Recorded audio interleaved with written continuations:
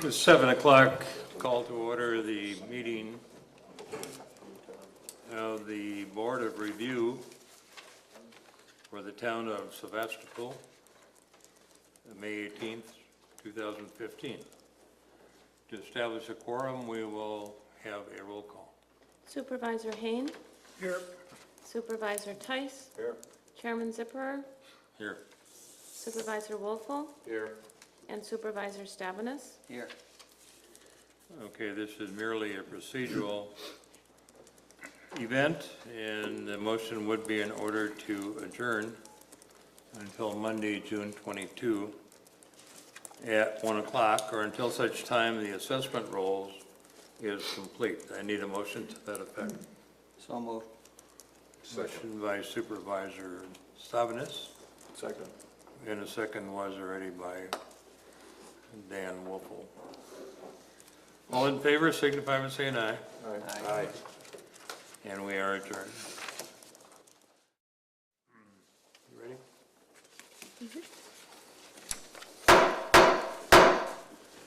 Call to order the meeting of the Board of Supervisors for Monday, May 18, 2015, 7:05. I'll ask that you rise and join with me in the Pledge of Allegiance. I pledge allegiance to the flag of the United States of America and to the republic for which it stands, one nation, under God, indivisible, with liberty and justice for all. Thank you.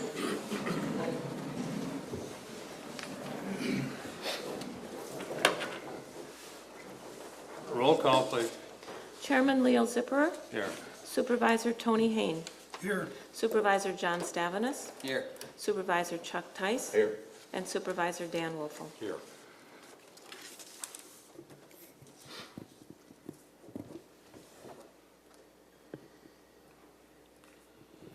Normally at this hour, we go around the table and introduce ourselves so we know who we are and who we're sharing the evening with or part of it.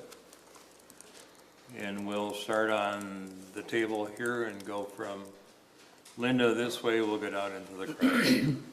Linda Waite, Clerk Treasurer for the town of Sevastopol, 5075 Bluff Court. Tony Hain, Supervisor, Matthew Road. Chuck Tice, Supervisor, Bay Shore Drive.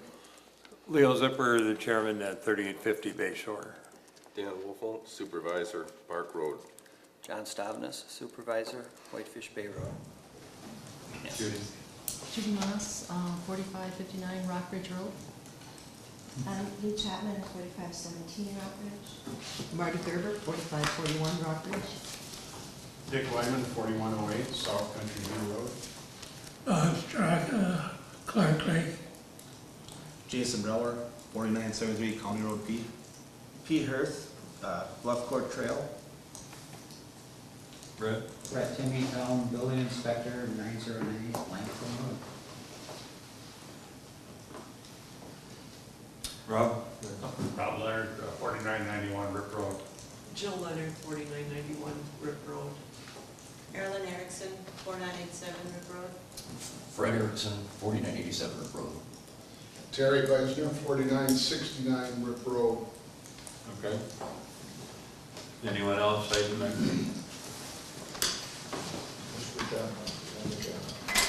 Uh-oh, here he comes. Patty Chapman, Glidden Drive. You're gonna have to get you a picture on the wall. You can.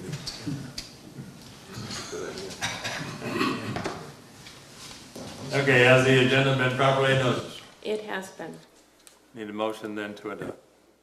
Move that we adopt the agenda for May 18, 2015. Second. Motion made by Supervisor Tice and seconded by Supervisor Hain. Welcome back from Texas. Quick trip. Okay. I don't believe we have any additions or corrections, so all in favor signify by saying aye. Aye. Opposed? Okay. Let's go down to the new business item, discussion action. Let's see, Jason Brower request for a conditional use permit to establish a 5-acre non-metallic mine to create gravel on property zone countryside at 4973 County Trunk Highway P in the town of Sevastopol. This was before the Plan Commission last week. I will allow Peter Hirth, who is the engineer architect for the design of their property, to give us an update of what it is. I'll allow you to speak either for or against later on. However, we're not going to spend all night at this, seeing it already went to a hearing at one time. So Peter Hirth, introduce yourself, tell us about the project. Name is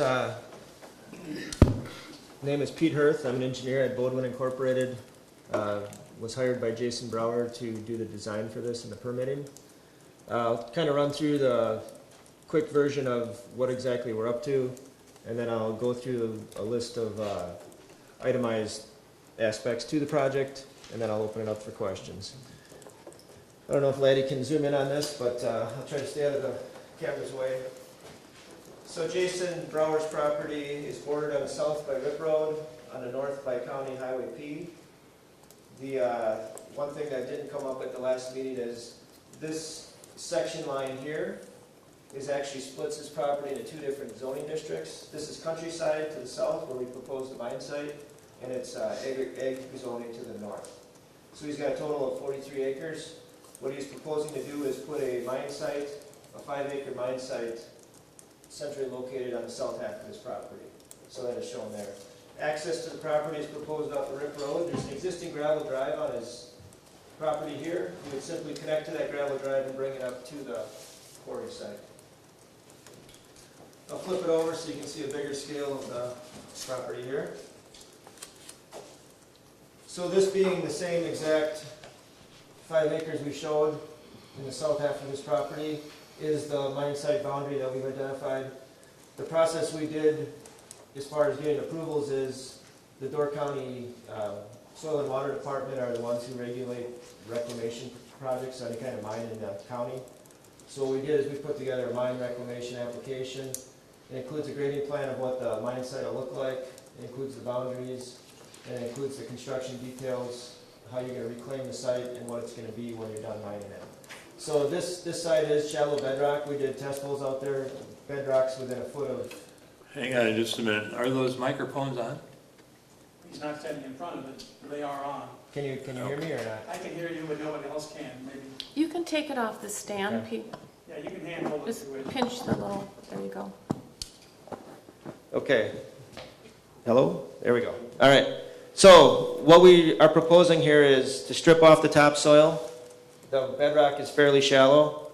And what we would do is we'd actually berm the topsoil on the north end to create a diversion so the stormwater running through the field right now does not run into the open excavation.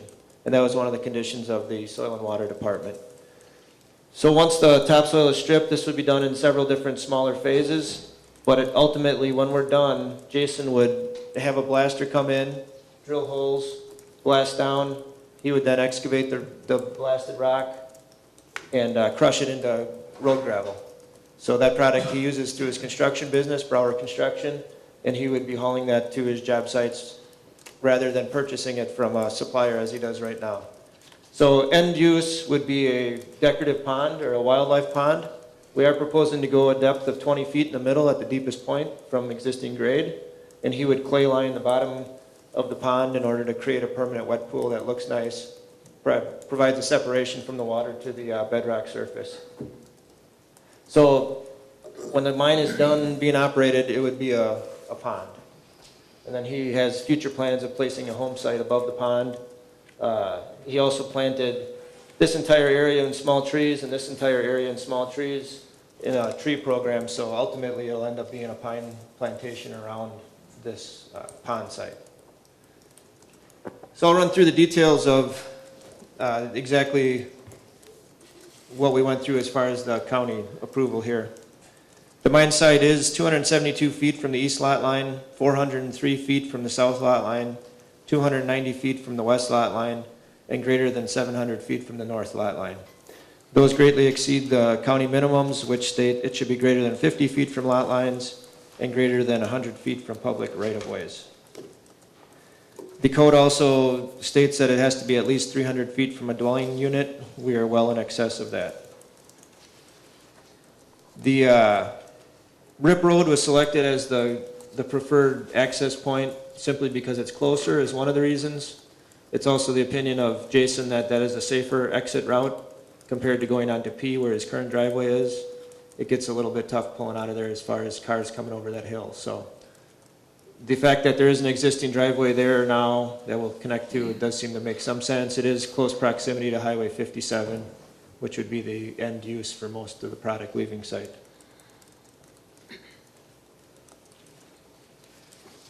Some of the things that weren't covered last week when we were here for the public hearing was the exact extent of the blasting and the extent of the crushing operation. Jason is a one-man operation. It's his construction company. He runs the equipment. And what we were able to do is do some research since the last meeting, and we talked to the pollster, who is the blaster. And in order to generate enough material for Jason for a year's worth of supply, he could basically drill out a 100 by 100 foot area, 20 feet deep, and blast that in an amount of about 3 total days. So it's not like we'll be out there he'd be out there blasting year-round every week. It's a matter of 3 days a year about if we do it all at once to get it blasted. As far as the crushing operation, Jason estimates it'll be less than 15 days of total crushing to get the quantity of material he will use in a year. So those days would be spread out, but what he prefers would be spring before work starts to get a nice pile for the summer. So we would anticipate the blasting or the crushing would probably be early spring would be typical. As far as hauling of materials, it's just going to be him, so he would load his truck and he would drive his truck out with the material. He isn't opening this up to a big mining company or anything like that, so it's just for his own company's use. So traffic on Rip Road would be limited to his estimate of about 7,000 yards of material coming out a year. Again, the bottom of the pond would be lined with a clay material to hold water and to give separation to the bedrock. Topsoil piles and screening activities would take place in the mine site boundary, so there would be some topsoil being processed there as far as screened topsoil. The interesting thing is that the countryside zoning, this is actually a permitted use with a conditional use permit, but it is a permitted use in the countryside district. So that's why the area selected on the south half of his property was selected. There would be some equipment parked within the mine site boundary. As I mentioned, the stormwater would be routed around the open pit during construction, and then once it's done and made into a pond, it would be opened up so it does accept the runoff from the field. Since the last meeting, we also spoke with a lady named Janelle Mary at the DNR. She is the Door County well specialist for the DNR. So there was a lot of concerns at the last meeting regarding if this would cause a contamination issue for neighboring wells. We discussed this with her. She had been at the DNR now for about 3 years processing wells and well complaints, and she is not familiar of any complaints regarding quarries regarding neighboring wells from the blasting or what have you. Again, it's a legitimate concern. If I was a neighbor, I'm sure I'd be thinking the same thing, but I guess the DNR's history says that it hasn't been a big issue. The wells are cased to a depth of 170 feet in Door County. That's the rule. And I did look at all the nearby well logs, and everybody's well there is cased to at least 170 feet of steel casing. The base of the proposed quarry will be approximately 60 feet above the local well water aquifer, and we don't anticipate any dewatering to be needed to do this quarry, to complete the quarry. That's the information I have. I'd be happy to answer your questions. Okay, the board will Do you have any questions now, Tony? We'll start there. Nope. They answered them at the other meeting. Chuck? It's 7,000 yards of material per year roughly be going out of there. Right. How many truckloads is that on average? 500. No, 350. be about How much there? 20 yards. So Truckload. 350.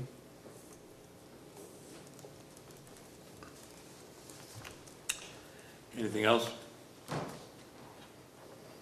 No. Dan? No questions.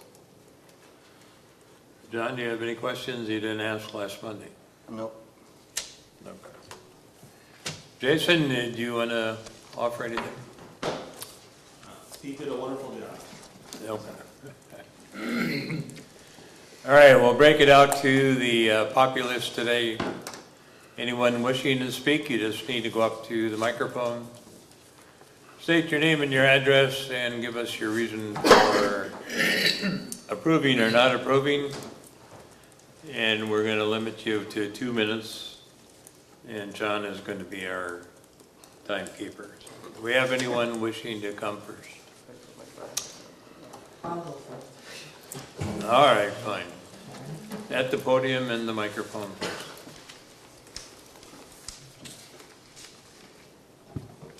Marty Gerber, 4541 Rockridge Road. Is that on? Yes. Okay. I guess I would reiterate the things that I said last Monday. I still have the same concerns about the well, the septic field, and my basement walls. I also have a concern about the nuisance factor. I look at this as an evil coming toward my house. And I feel that the law sort of states that that's not the way it should be, that if we were here first, if I can put it that way, meaning the citizens who live around, that the determination of some business such as Jason's would have to be a factor that would take second place to the fact that we live there, and it's something we don't want. We presented to you on a document, which I think you probably got today, the rationale and the reasonings for that, so I won't go into that since I have 2 minutes. I still have another point of concern, and I don't know how to address it except to address it here. And that's the fact that there is something taking place on that property on the east side of the home. It would be, if I can figure out where the house is, it would be up along here. There are 2 or 3 big piles of something there. There is a constant activity there. There's a great deal of noise sometimes. It does sound like, as we, in all of our discussions have said, it sounds like dynamite. Now, perhaps that's not true, but I don't know what else makes those kinds of noises. There's activity already, but we haven't addressed what will happen to all of that activity, no matter what happens below. Whether he decides that this is a burden he can't take on, whether you guys say it's fine, go ahead. What is all of this racket, noise, and dirt that's over there? Is that something he's going to continue to develop in some way, or is that something that will just cease to be? And that's very important to us. Okay, your time is up, and thanks for your concern. Next.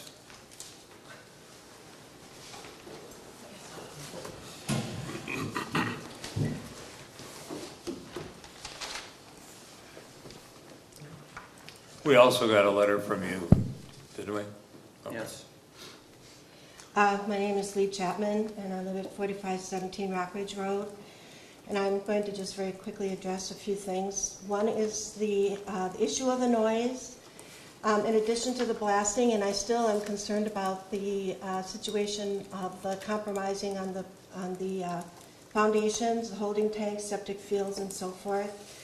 There's the drilling, there's the crushing. This is a very noisy operation. I don't know what other equipment are going to be there, if there's going to be conveyors, the trucks going in and out. Then another thing that really concerns me is the dust. And I know that last week I was kind of taken back when Mr. Brower said that he thought that his operation was going to actually cut down on the dust because he would be scraping off 5 acres of topsoil. And that just shows me that he really doesn't understand the consequences of the silica. I did a lot of research and found a number of different studies where this microscopic known carcinogen can travel up to 30 miles. This is stuff that is going to totally permeate. It gets into your home, into your ventilation systems. You ingest it into your lungs. There's no way that your body can defensively get rid of it. There's no medical way of getting rid of it. It is something that is a compromise to our health and safety. I still am concerned about the groundwater contamination. They said they don't anticipate to dewater. That doesn't make me feel well at all. Because if that should happen, we're talking the wells will be contaminated. Not only that, but it will be drawing water away from the water table, and it could affect and actually dry out the surrounding wells. It's a very serious situation. Groundwater should be a major concern to all of us here in Door County. We're talking about a very fragile ecosystem. So I'm asking all of you to please deny this permit. Thank you. Okay, thank you. Next. You don't necessarily have to wait for Judy says no? Okay. Mr. Straka, are you here to learn or are you here to?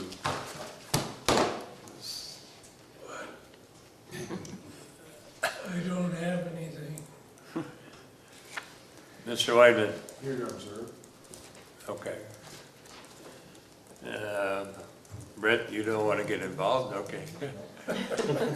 Go ahead.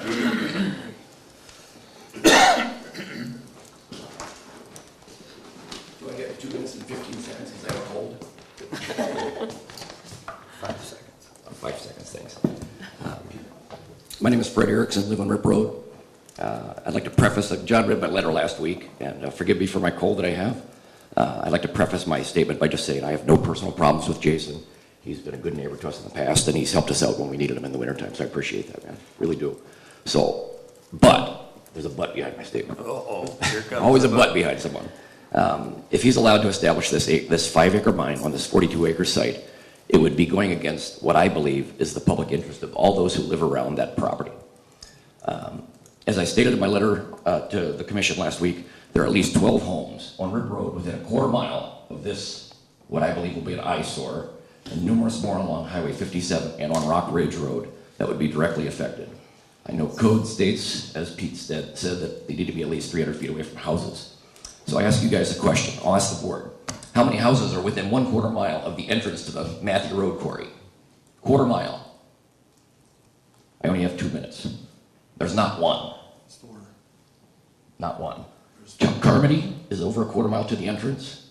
Same thing with Mike and Mary McHugh and Steve Gosser is about a half a mile away from the entrance to the So there's not one house within a quarter mile to the entrance. I think that increased truck traffic, increased noise, and the likelihood of our groundwater being contaminated would be detrimental to our personal health and our safety. Approving this request will also change the character of this area. Being so close to the school and the Center Institute and decent weather, Rip Road is a popular spot to jog, walk your dogs, and ride bikes. This is going to change the whole makeup of the community if you approve this. And I know Jason states the plan is to have a pond setting, but there's no end date. Is that 20 years from now? Is it 1 year from now? 30 years? We don't know, okay? Our property values will be decreased, I think, a lot. And I think that's a shame to have that happen. Sorry, Jason, for your benefit, I don't want to have to lose thousands of dollars for you. Finally, if the door is open for him to have a 5-acre site, what's to stop him from having come to you 5 years from now and say, I want to make this 10 acres. You open the door for this. What's to stop him from making it 10, 20, 30 acres? He's already got it. Why not just expand it a little bit more? Time.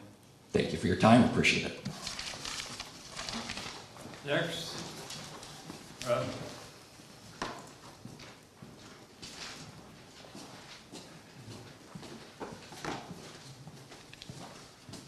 I'm Rob Leonard, 4991 Rip Road. I'm going to reiterate what the other people have said and what I said a week ago. It's primarily an agricultural residential area. I hadn't thought of the point that Fred made, but it is close to all these houses compared to the quarry on Matthew Road. Big difference.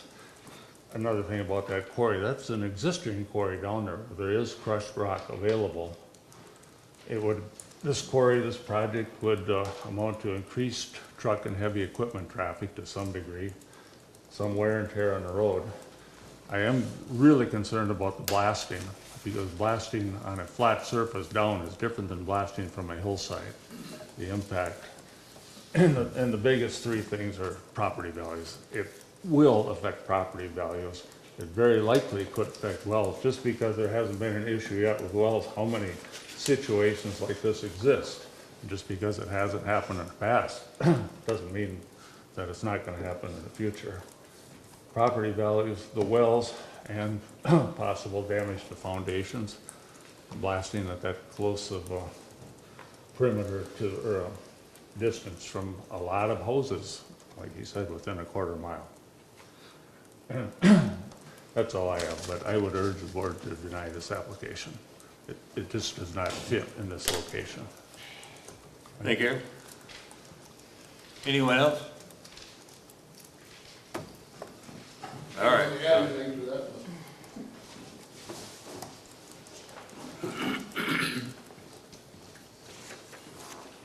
Terry Beisner, 4969 Rip Road. And like I said, I can't really add anything to that. I just have the same concerns. This is just not the area for us, you guys. All right. Thank you very much. Linda, do you have a running list here of all the letters? Most of them were late arriving after the packets went out, so you should have a letter from Marty Gerbers, George Evenson, Fred Erickson, which Supervisor Stavenis had earlier. Is that about it? The Gerber, Chapman, and Ohm letter were combined into one. So there should be 3 or 4 letters. Is there anything in your letter that you didn't say tonight?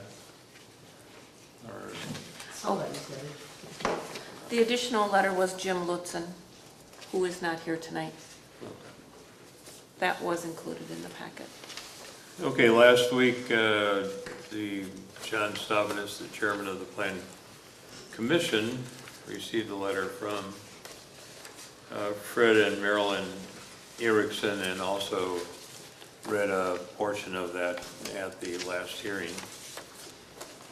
Since that time, we do have others that came in.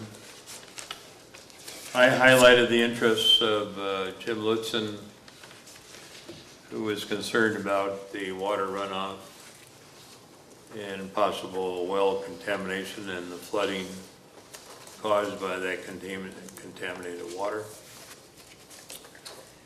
And apparently the water needs to be diverted and not onto his property.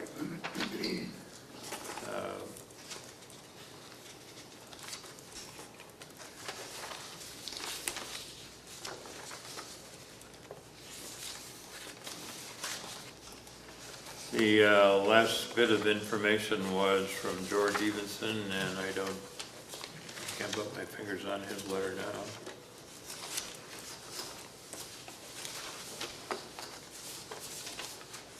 You have a copy of that? It's in the late arriving pack. I'm unable to attend. I wish to express my opposition to the issuance of conditional use permit, while adding little to the community economic value, because ample supplies of the stone material is available within a mile. Proposed site and the need to do expensive blasting will threaten several existing homes. Particularly 3 homes, including mine, are resting on the same rock ledge that will require heavy charges of explosive before any material can be removed. Experience shows the wells located near the blasting sites do not produce quality water. Last but not least, the effect of unannounced explosions during the day would be an intolerable nuisance and would severely degrade the quality of life for the neighborhood. He goes on to say his recently sold property to my car, a neighbor.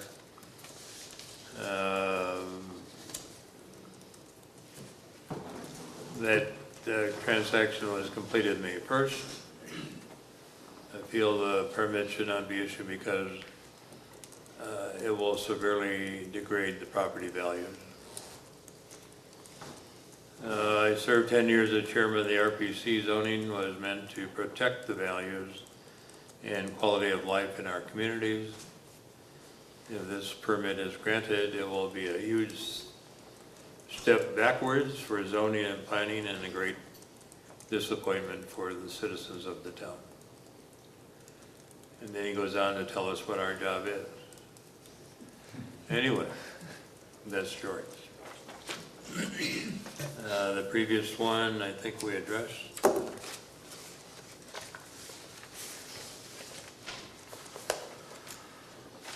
Okay, I think what I need to do at this point, and I had a discussion with myself for about the last 3 or 4 days.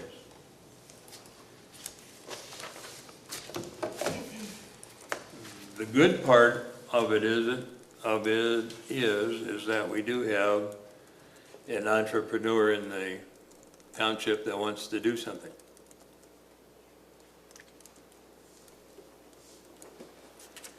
In reading off of his application, Jason Brower, the conditional use permit, as it was reviewed by their staff, meaning the planning department people, and I'll read from that staff report. And this isn't anything you don't have already, Pete, Jason.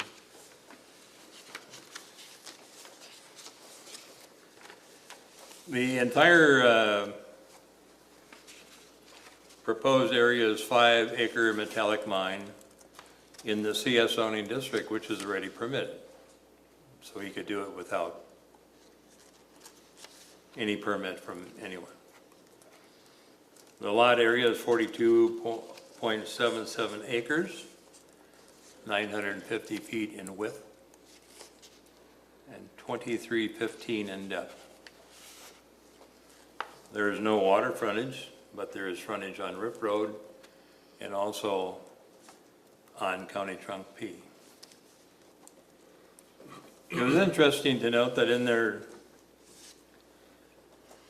information, the staff report, they indicate that a single-family resident with an attached storage building, an accessory building, and an unauthorized trade and contractor establishment for an excavating business are already located within the prime agricultural zoning district. The remainder of the property has been planted with trees, seedlings. I went out there today and you got to look pretty hard and before you can find them.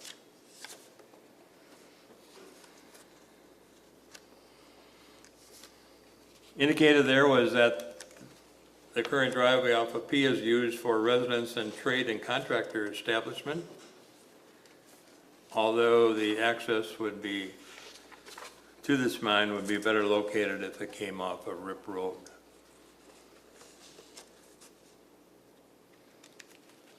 The access is an existing driveway with an easement from the adjacent property owner to the east, and that would be a tank.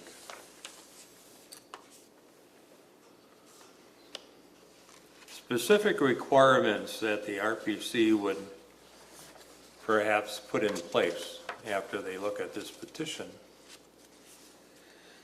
would be to set hours of the day for operation. They would want to set hours and days for blasting. They will need to set hours for rock crushing, and that could not start before 6 a.m. nor continue beyond 7 p.m. Although a landscape buffer is not required per the Door County zoning, a non-metallic mine has a higher use impact rating than the adjoining lots. The RPC may want to attach a condition relating to the establishment of a landscape buffer. They talked about it previously and they have addressed that. All berms constructed on site shall be covered with vegetation within 30 days of its creation. Dust control of interior roads. The applicant shall submit to the plan department copies of the EPA or state approvals if applicable. RPC will want to address access and truck traffic issues. The use of County Trunk P versus Rip Road. I was out there today just to kind of see what kind of traffic we did have on the road. I was there from about 10 after 10 after 12 until quarter to 1. In that period of time, I saw all kinds of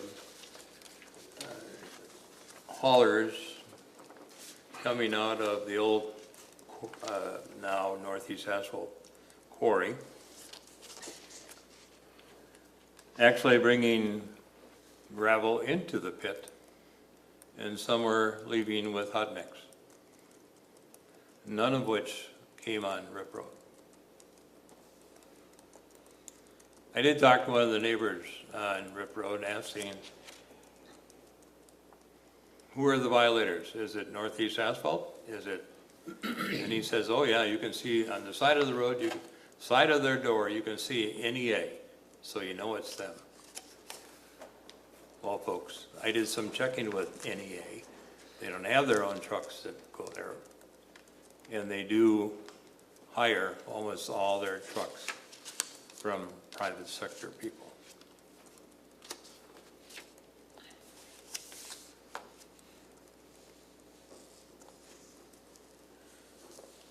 It seems like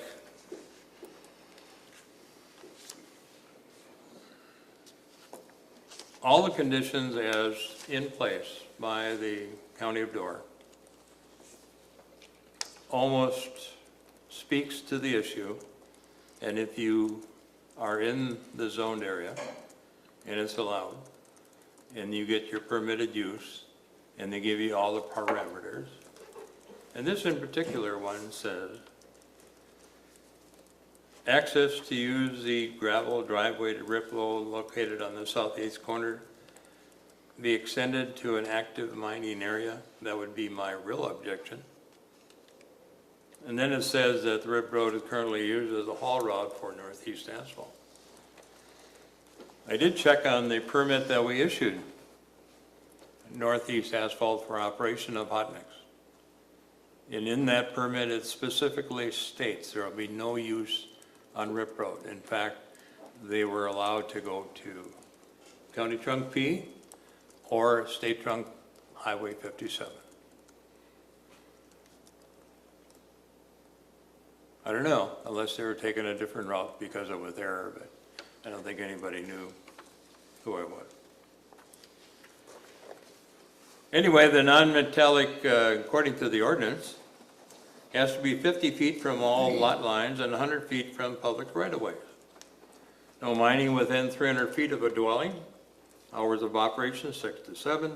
Mining should be limited in access areas within the mine site boundary.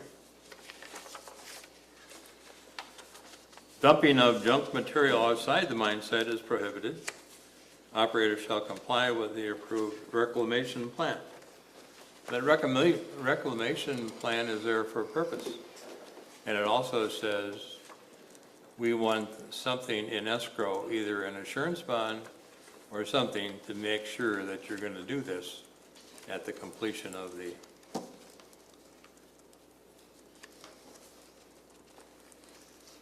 the operator shall maintain a letter of credit with the county to assure that that reclamation does happen.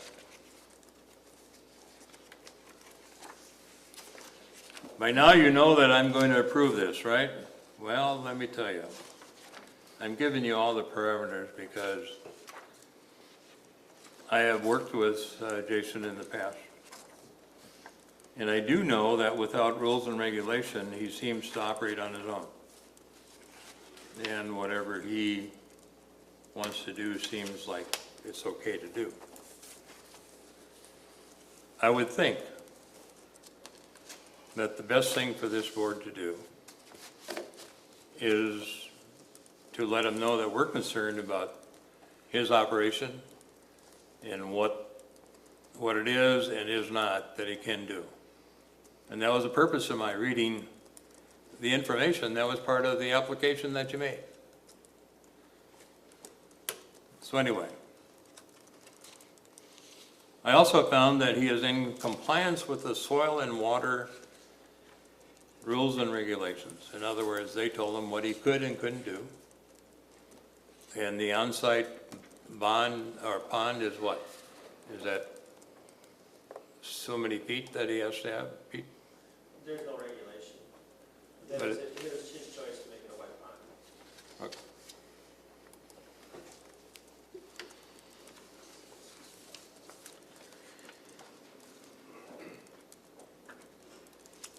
So I'm going back on my notes that I talked about on May 11th, and I'm pretty sure that I covered every one that I mentioned that time.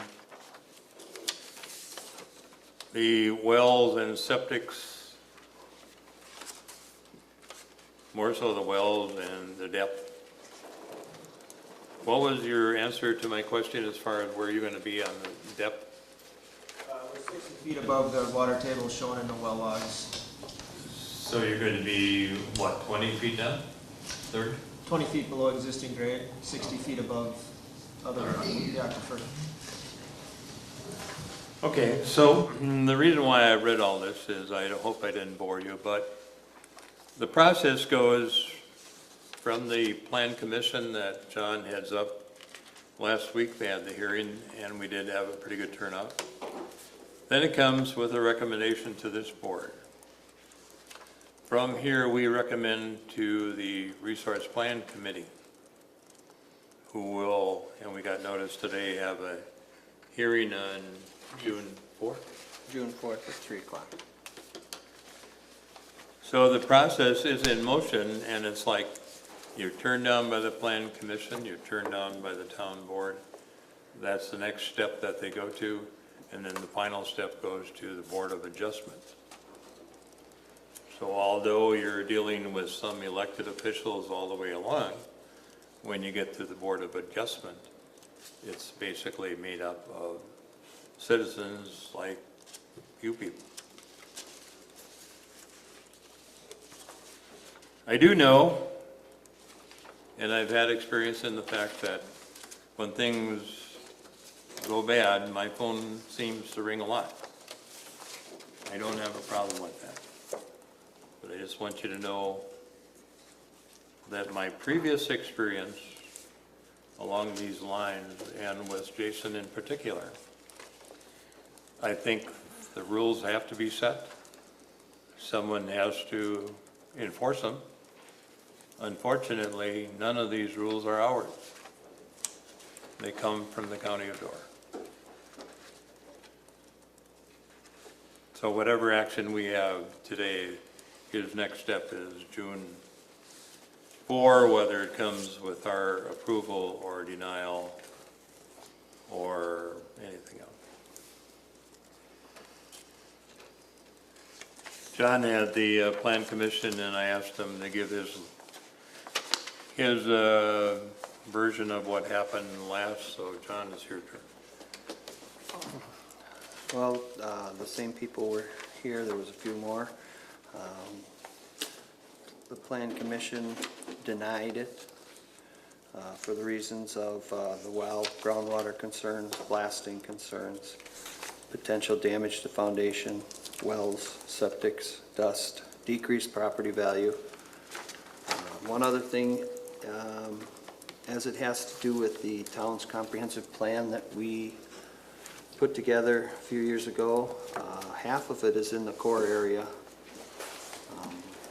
which is meant for residential. So all the same concerns, like I said, were addressed at that time with water runoff, the odor, eyesore, the aquifer, and basically there's no timeline of when it's going to be a pond again. So I don't know. I guess if there's any other questions of the town, I can try and answer them.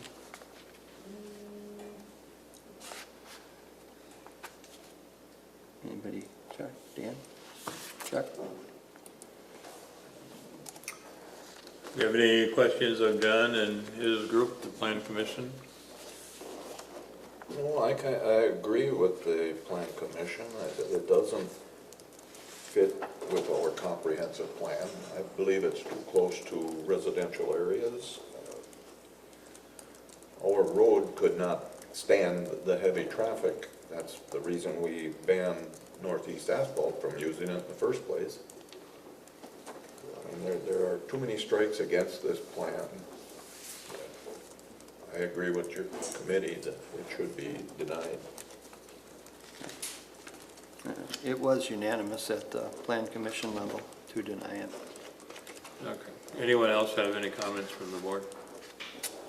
I have a question about the ordinance. You can't speak because I asked for those that are on the board. Right. Tony, do you have any? No. Chuck, were you ended? No more.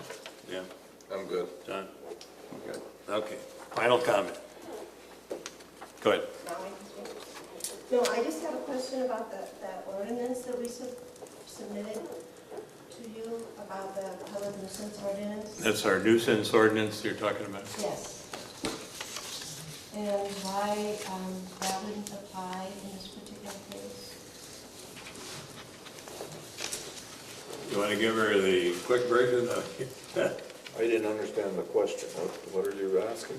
In your packet, she, The reference to the nuisance. one, this letter here. It's attached to the in letter. back. Chuck. Yeah, it was They put the the, town ordinance, the public nuisance.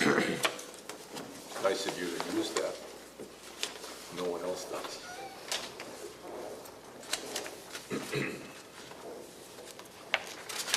What would you like to know about it?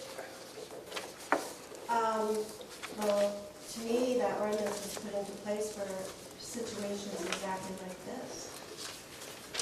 And it gives enough reasons in that ordinance why this should not go forward. find it?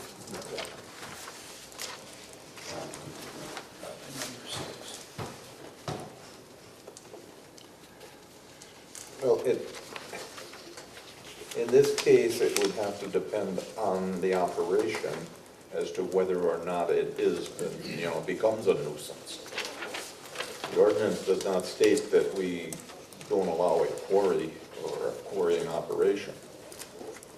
And if this would be passed and the rules are laid down and Jason would ignore those rules, then this nuisance ordinance would take place as far as the dust and the noise, and he'd be limited to his hours of work by the county's conditional use. And it's been stated that the dust problem would be taken care of as a condition. The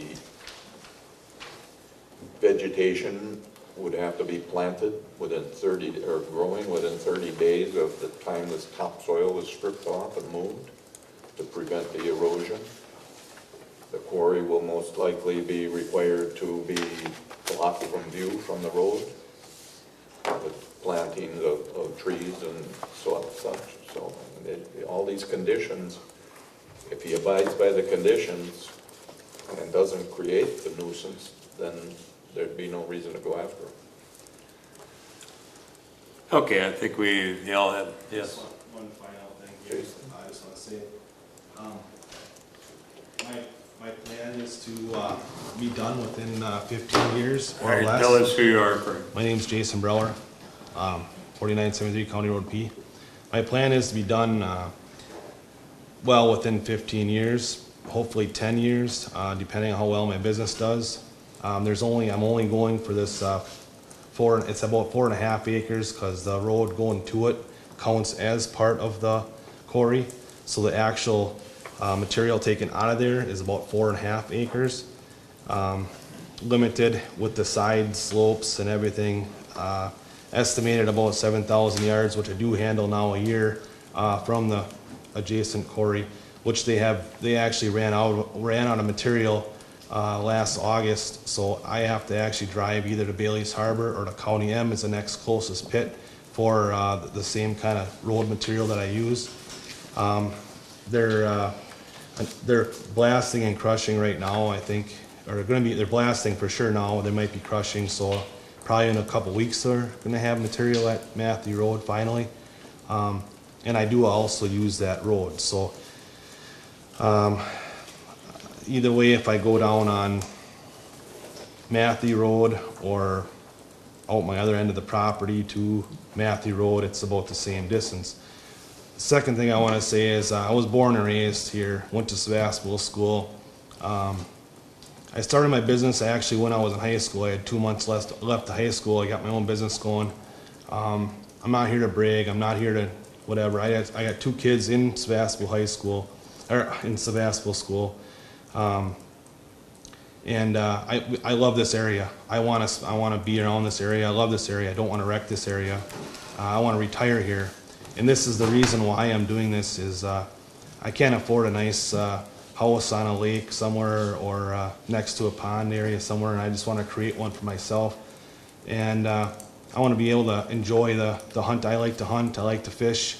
I want to be able to enjoy the pond when I'm retired with my kids and everything else. So I just want to say and make a point that I was born, raised here. I want to work here. I want to live here. Just want to have the same chances that my dad had and his dad had in these areas. And I am trying to obey and follow all the rules and regulations that are given to me by set zoning and soil and water, which will happen. And that's basically all I really want to say. Thank you.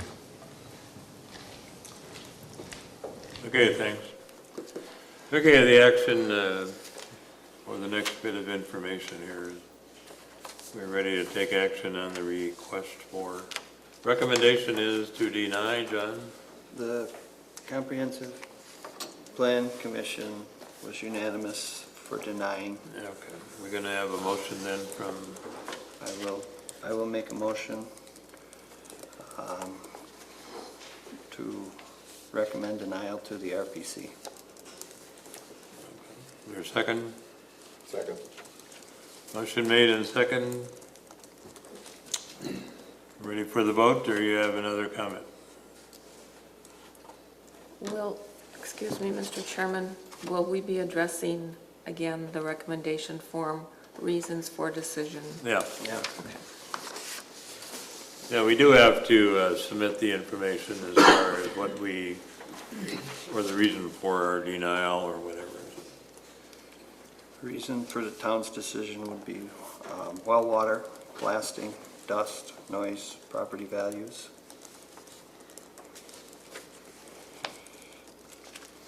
And as far as the comprehensive plan, it would be half in the core area.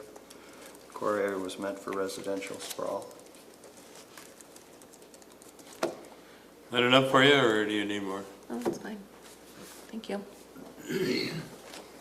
Okay, no further discussion. All in favor signify by saying aye. Aye. Opposed? Okay. So our recommendation will go to RPC to deny your petition request. Thanks for your time. They've made other decisions before.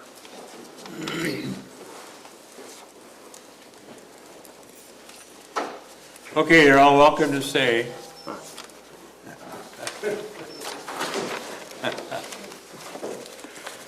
All right, let's get back into business here. Letter, Roman numeral 6 would be approval of minutes Board of Supervisors.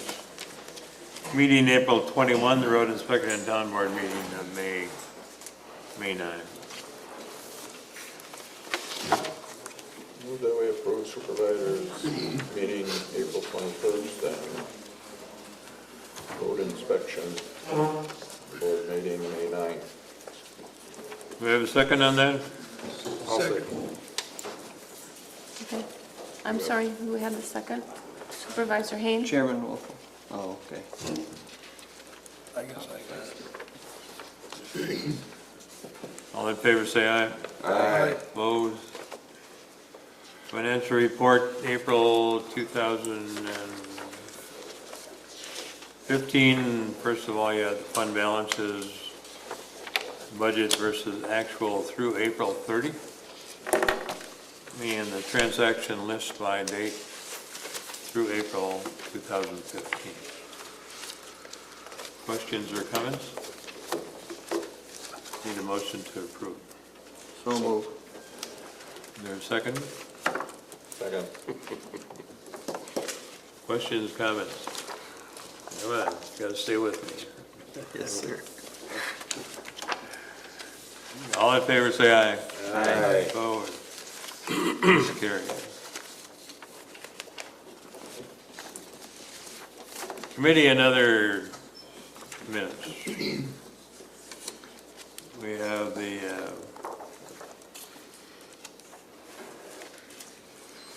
Sevastopol Park and Rec Board. Are there any questions on that? And we also have the minutes of the annual meeting, and they will be approved at our annual meeting come up next. I've got something on Park and Rec, Too late. if I may so speak. But We had a meeting on May 12th, and everything's up and running at the park. Connor is done with school. He's back full-time starting today. Arnie's got 2 more weeks at school. We still don't know yet on all the ball teams because the doubleheader league, now there's a rumor out that there will be a men's league.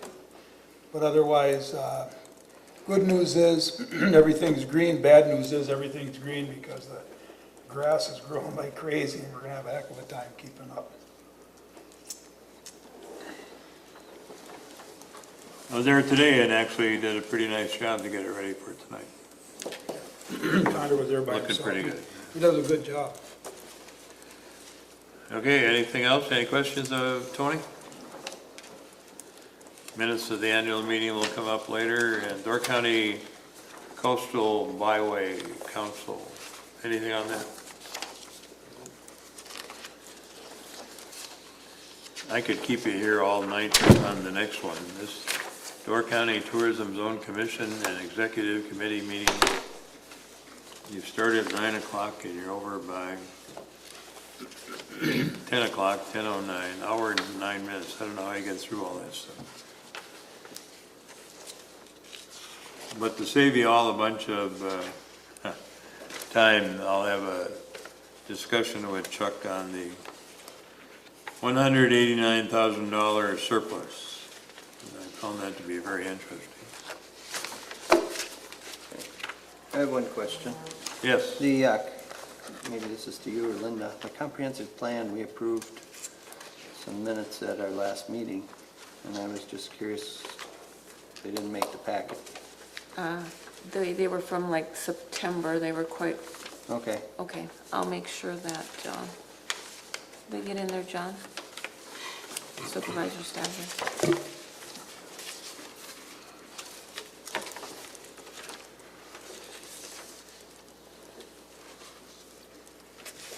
License and permits issued.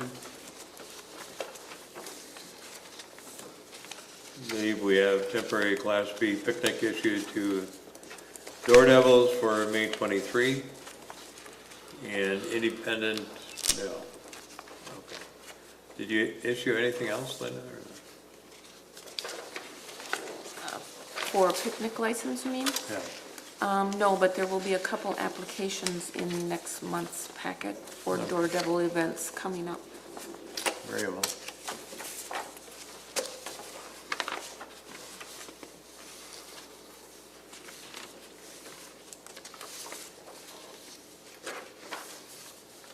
Pending business discussion, independent inspections limited.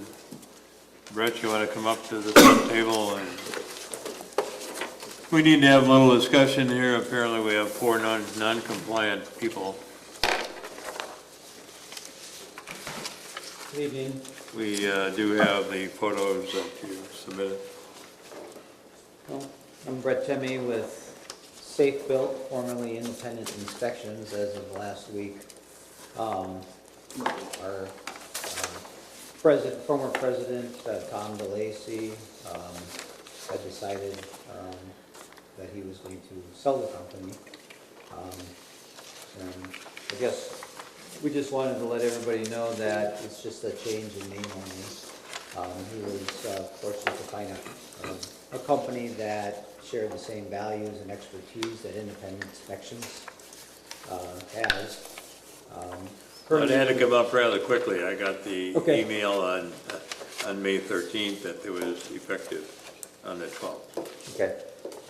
So. All right, go ahead. So typically, when we have some unresolved building code issues, we'll send them a letter. If they don't respond to that, we'll follow up with a second letter. We've had a few properties where we haven't gotten a response back. I've listed 3 in a letter, and then a 4th was a deck on Bayshore Drive that we haven't gotten any response.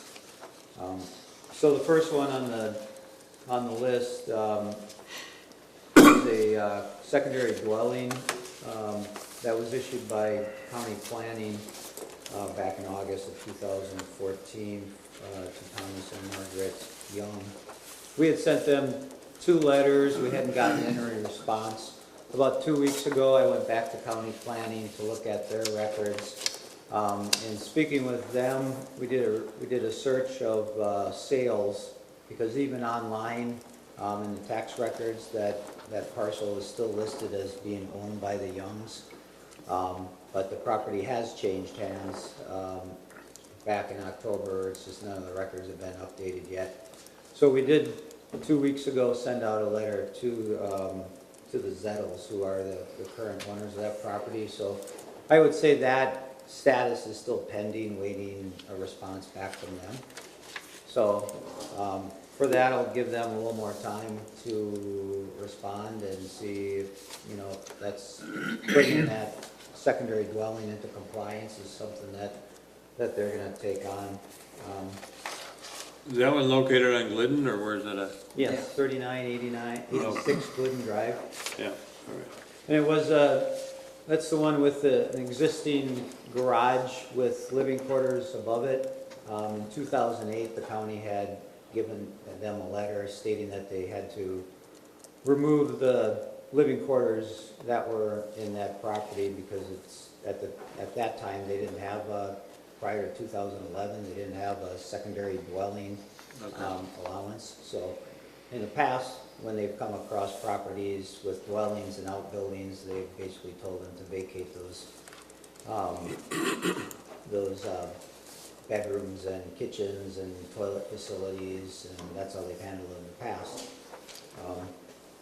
But now it becomes the town's problem, I guess, according to them, that we have to try to bring those properties into compliance to the code that's in effect now that they're allowed that dwelling use. Does something like that, how long has that been in a dwelling? I mean, it's something like that, wouldn't that get grandfathered in if it was put in, let's say, 10, 15 years ago, or don't they look at it? Well, it was according to planning prior to 2011, it was an illegal use. So planning's always had them take those facilities out of those buildings. So it seems like now some of these people are coming back and reapplying for the use of a secondary dwelling in those, and then they're hiring contractors to bring them back up to putting toilets and kitchens in them. And they're all doing it without permits, because these are all properties that we've never, had permits on or inspected any of this, so, not only did they not have permission from county for that particular use, but they never came for permits. Okay, so what do you need from the new owner to tell you it's no longer going to be used as for that purpose, or do you need it to be gutted, or what? Or they'll try to comply with the code to bring it up to the safety requirements of, in this particular case, there is no separation between the garage below and the dwelling above. There's no fire separation between that. My question was, what do you need from them if they decide to no longer make it available? Do they have to board up the doors up on top and the windows? No, they would have to remove, if they decide to not use it as living quarters, they would have to take I figure, have them follow what the county did before, is have them remove the plumbing facilities, kitchen, sink, toilets, shower facilities, and sleeping quarters. They certainly can use it for, storage or whatever, but it doesn't meet the safety requirements for a dwelling at this point until we issue an occupancy for that change of use. So for this one, I think I'll wait till, for a response back from the owners. Any questions on that particular property? No, we're okay on that one. What's the next one? Next one is Town Line Road. This was another it was a horse barn that was converted in 2013, 2014 to a single-family home. They did it without any town permits or building inspections, and they did it without county zoning approval. Zoning then later gave them approval for use of it as a dwelling. Been working with Mr. Tyke, and this morning received a check for the building permit fees, so that is moving along on that. So Was that in response to your letter, or what? yes, yeah, the second letter. All right. So the status of that looks like that's moving along in the right direction. According to your picture, it looks like they were there. Did you talk to them on the same day? Or? I did not, no. Okay, go ahead. The third is a deck that we issued permits to in 2012, the Gettleman property on Bay Shore Drive. We've sent them a number of letters, have not gotten any response back. They also did a sunroom addition that we need to do finals on yet. And for that, we just, we need them to bring the stairs and decks that they built up the code with proper handrails and guardrails, and let us into the sunroom for checking the electrical. So it's basically for us a 5-10 minute visit to inspect, and for them to, obviously they have to put some guardrails on the steps and stairs. It might be helpful if I knock on the door for maybe one of the town supervisors to say, hey, we'd like you to get going on this. The town also has in our ordinances fines and fees that we could implement if they decide not to, but I would hope that, with a little encouragement from the town, that, they would get on bringing it up to. Looks like they're going to move it on. We'll send Dan out there. He's got more time than the rest of it. You said on this property here, they need handrails? Is it on the inside there? Yeah, those are not a grippable handrail. Okay. Per code, so they could put one on the inside on one side or the other, and then they need some infill so that you can't fall through those. Okay. So there should be no more than a 4-inch spacing on some of those railings when you're more than 24 inches above grade. So.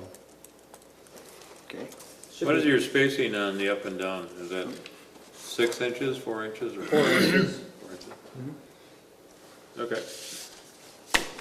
So if I maybe could get a little encouragement on that one, that would be great. The fourth is the auto repair business that was granted a conditional use approval at 5780 West Jones Road, owned by Mike Sargent. They were granted that in March of 2013 after they had been operating that illegally without proper zoning.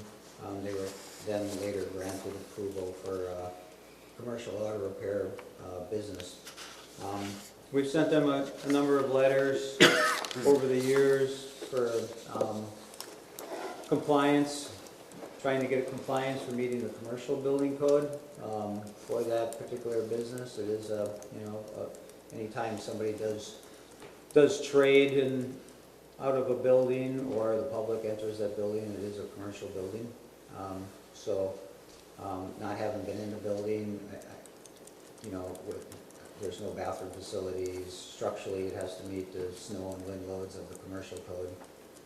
I think he did have an engineer come look at the building at one point, and I think they determined that it wasn't feasible to... I had made contact with him. In fact, he repaired my truck one day.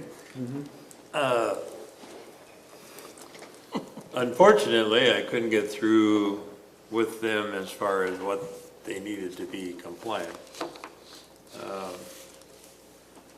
So if that's spelled out in a letter form or whatever. Which I believe we did in the beginning. Okay. And I don't know what I did with my copy, but along the line somewhere, if you can, I'll personally go and see what the problem is. I do know that they were looking all over for financing, and apparently what the architect came up with was rather expensive. But I do want to know what they need to do to bring it up so that they can be compliant. I think his original conversation was that he was going to enlarge. Yeah, we saw the rafters and stuff out the back door on one of our road inspections is how that came to our attention. He come in front of the plan commission, he had to do the snow load. He had to put I'm pretty sure it was a handicap bathroom in. Oh. And air ventilation, I think. Something. Ventilation system appropriate for an auto repair type business. I mean, it's not uncommon for buildings to go through a change of use. We've had a number of non-commercial buildings be evaluated for commercial use, whether it's a barn or an existing outbuilding. And the steps they usually have to take is they hire an engineer, an architect, and he goes through the building and looks at the roof rafters or truss system, and he evaluates them, whether they can meet the commercial snow loads, and he looks at the building framing and sees whether it can meet the commercial wind loads, which however they evaluate via computer system or other programs they have. And then general accessibility and bathroom facilities and ventilation would be a minimum. So we have actually currently 2 projects going on right now that are changes of uses, one in Ephraim and another one up in Liberty Grove. So it's So if we were to do any kind of enforcement of our own building code and ordinance, the mere fact that we issue something and they pay a fine, does that end it all, or is it going to go back and they still have to be compliant? Yeah, they still have to be compliant. But if I read right, the fine was per day, right? Yeah. After a certain time, there's anywhere from $25 to $1,000 per day. Right. So it's a continuous fine. Well, Each day constitutes another violation, once you've been warned. Right. So, But from past experience, municipalities and their attorneys necessarily don't want to go that route. We're looking for compliance, not for punishment, and so it's not something that I'm looking for. I'm looking for them to. well, it appears like you got compliance or anticipated compliance on 2 of the 4. Yeah. And maybe if we make a contact, maybe get at least 3. Yeah. I mean, every one of these is kind of an after-the-fact problem Right. that is generated from county zoning when they have a non-conforming use that somebody's out there has started a Right. business or moved into an outbuilding, and then it's an after-the-fact thing that the place is already running as a business, or it's already being used as a residence, and all the facilities are there. And it's much harder for us then to try to enforce something after the fact, because rather than from the beginning, and so it's an unfortunate problem we continue to have without the county issuing, maybe conditions. Okay, in one of your letters, you said you did address all the needed corrections to be made or to be compliant. All right. Do we have a copy of that on file? Or? I think we do. That was back in 2013. I mean, it is if we were to go through the building and say you need this, this, and this, that would be a conflict of interest, because then we're coming out back and saying, well, you're approved because we told you you need this. They need to have. Yeah, but I thought you just told us that you needed our help to get it done. Well, somehow for enforcement. Yeah. Okay. All right. Very good. Are we going to have the same thing with Jason? Because of this issue of his business being non-compliant with zoning? Is it going to be the same thing, that he's got a building out there that is now a business?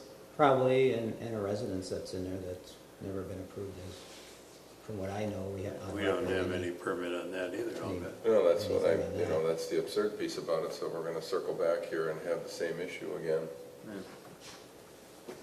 I mean, I don't know when that building was built or established, if that was prior to, we've been... That was about 5 years ago. It was done just prior to the building of the town hall. What's that?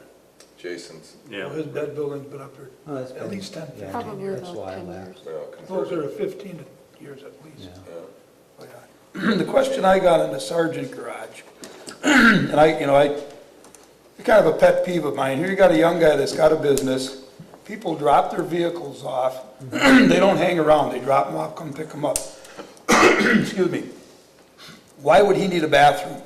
I mean, it's a zoning, you can say and all that, but, if he's got to go and put a bathroom and all this in, is the guy going to be able to afford that and stay in business? So you're basically driving a young couple out of business if you're going to make them spend thousands of dollars that they can't afford. I mean, really, we've taken our stuff there. You drop your car off and you leave. So why would he really need a bathroom? But does everybody have that opportunity to leave it? I mean, if he's got an employee, do they have to then, use the bathroom in the house? I'm pretty sure there's only him. That's not the intent of... This is a case, though, where you have laws and rules and regulations, and it sounds like, what you're saying, nobody stays there, they don't need that bathroom, but the law says it's a commercial building and it needs the bathroom. But it's too bad the law is But kind of if the guy screwing down the guy road had to build it and put the bathroom in because of his business, then the other one's got to be treated the same. I just think, like I say, I think it's too bad because we're kind of screwing a young guy over that's trying to keep a business going. He's got to spend a lot of money. So, that's just my opinion. But it's not us either. No, I mean, it's Joe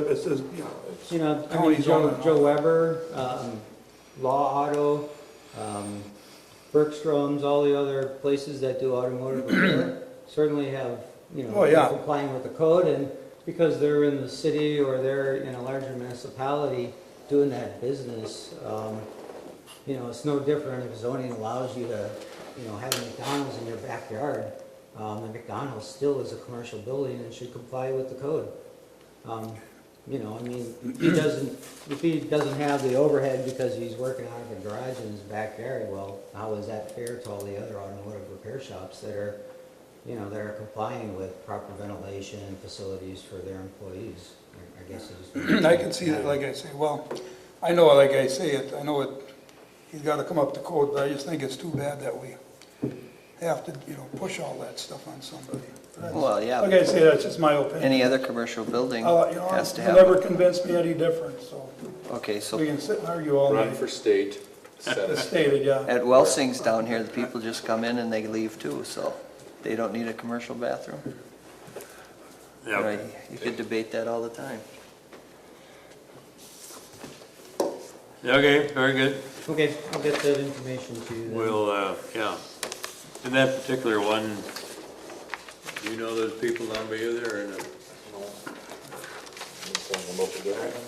Chuck and I will meet down at Birmingham's one day, and then we'll design a plan and we'll. Okay. Take some lumber. Need a new letterhead too. Take some lumber and New some nails. letterhead. Yeah, that was prior to Yeah. the change. Well, thank you. Okay, well, thank you.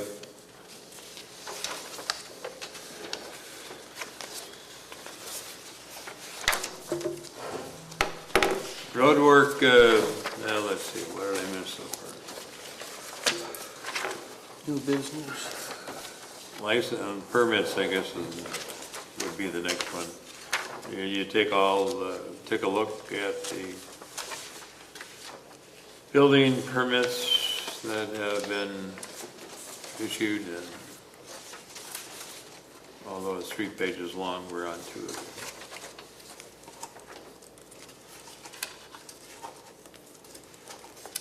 And then Independent Inspection Limited, the billing recap for the month of April from 4/1 to 4/30. And we'll just accept those and place them on file.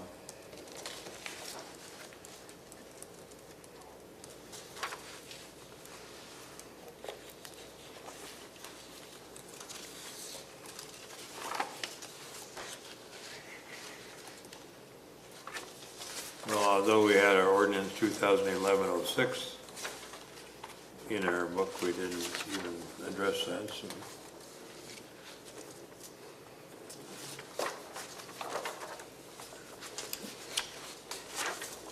All right, we'll carry that one over for next time around.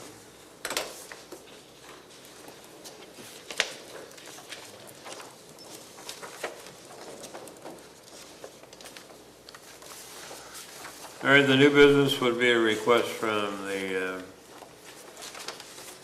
town of Jacksonport for community support for ambulance station to be located in Jacksonport. This was in response to a request of I believe that Tom Ash, the fire chief, had encouraged his town to contact the ad hoc study committee of the county to encourage them to consider the town hall fire station of Jacksonport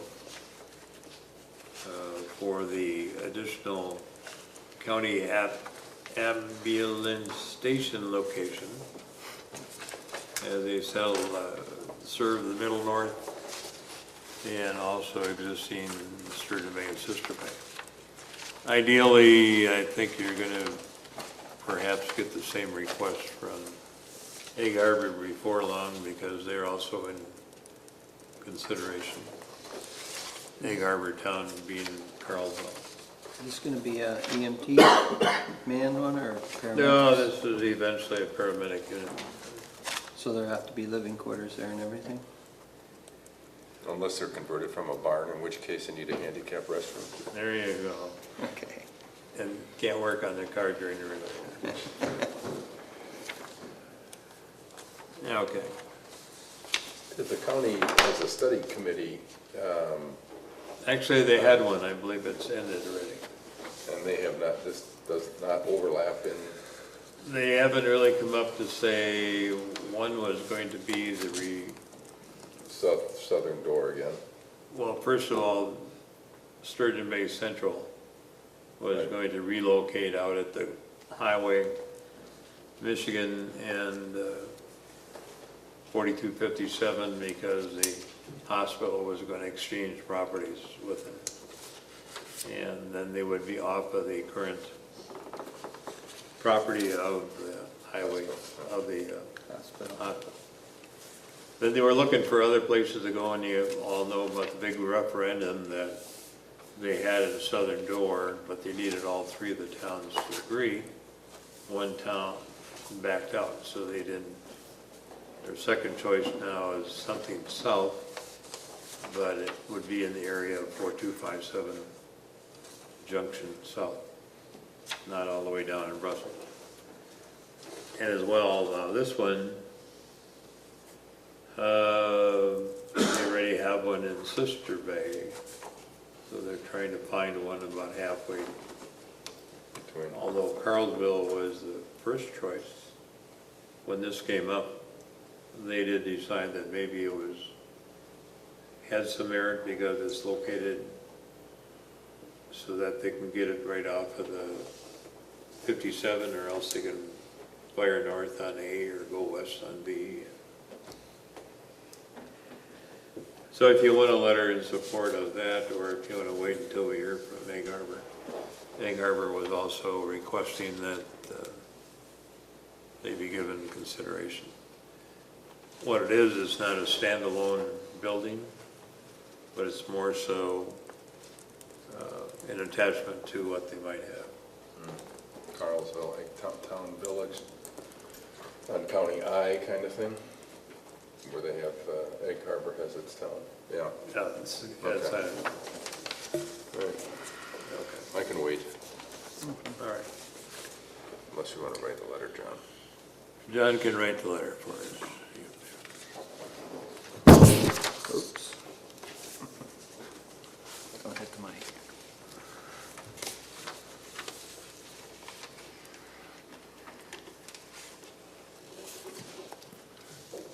Road work. All right, at your desk tonight, I've passed out the road work 2015 that we had gone through. The only changes that I made to them is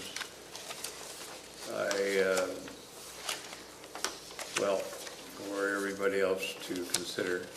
North Bechtel would be from Clark Lake Road to 57. It would be a wedge and overlay, and West Dunn from Reynolds down to the Bay Shore. A wedge and overlay in Forest Road. This would be in the area of the low area, otherwise known as the wetlands on Forest, to the east of State Trunk Highway 42, headed over towards Matthew, but not that entire stretch. We'd only do 3/10 of a mile in that low area. It's been once already routed in, what is your favorite one? Crack seal. There. Old County Trunk, Old R would be from Reynolds to Bluff Drive. I think it might be a little less than 3/4 mile, because a couple of years ago we didn't do the first 800 feet because it was falling apart. The West Whitefish Bay Road from Harder to Bluff, I drove it again today, and I really can't see any need for us to work on it at all. However, due to a phone call that Linda received, I did go out on Windermere, and we did not include that on our road inspection.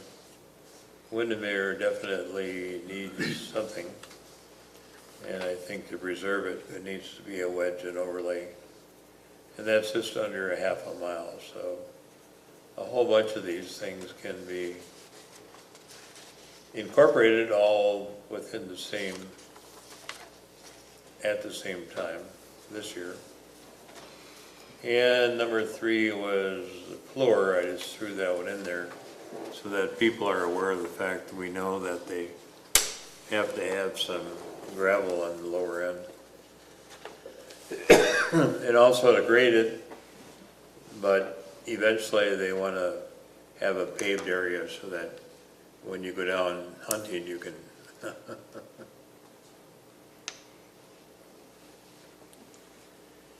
So anyway, that's a wish list, but not anything we're gonna get involved with.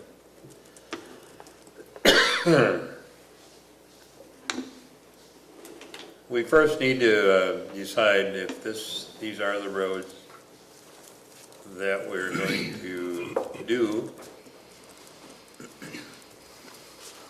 I don't know what it totals up to. It looks like 1, 4, 1, 2, could be as high as 3 miles, depending on the application and the bid. If we go out for bid, would dictate how much of that we get done. The wedge and overlay seems to be the overlay of choice. However, in the past we have done some chip and seal, seal coat and chip, I guess it's called.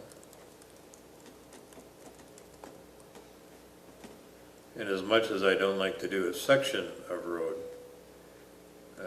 with the monies as tight as they are, we would have, we're going to have all kinds of problems trying to do some of this, and not even short of all. Down the road a piece, the repair of the voids on the bridge on Whitefish Creek. This is at South Cape Point Drive.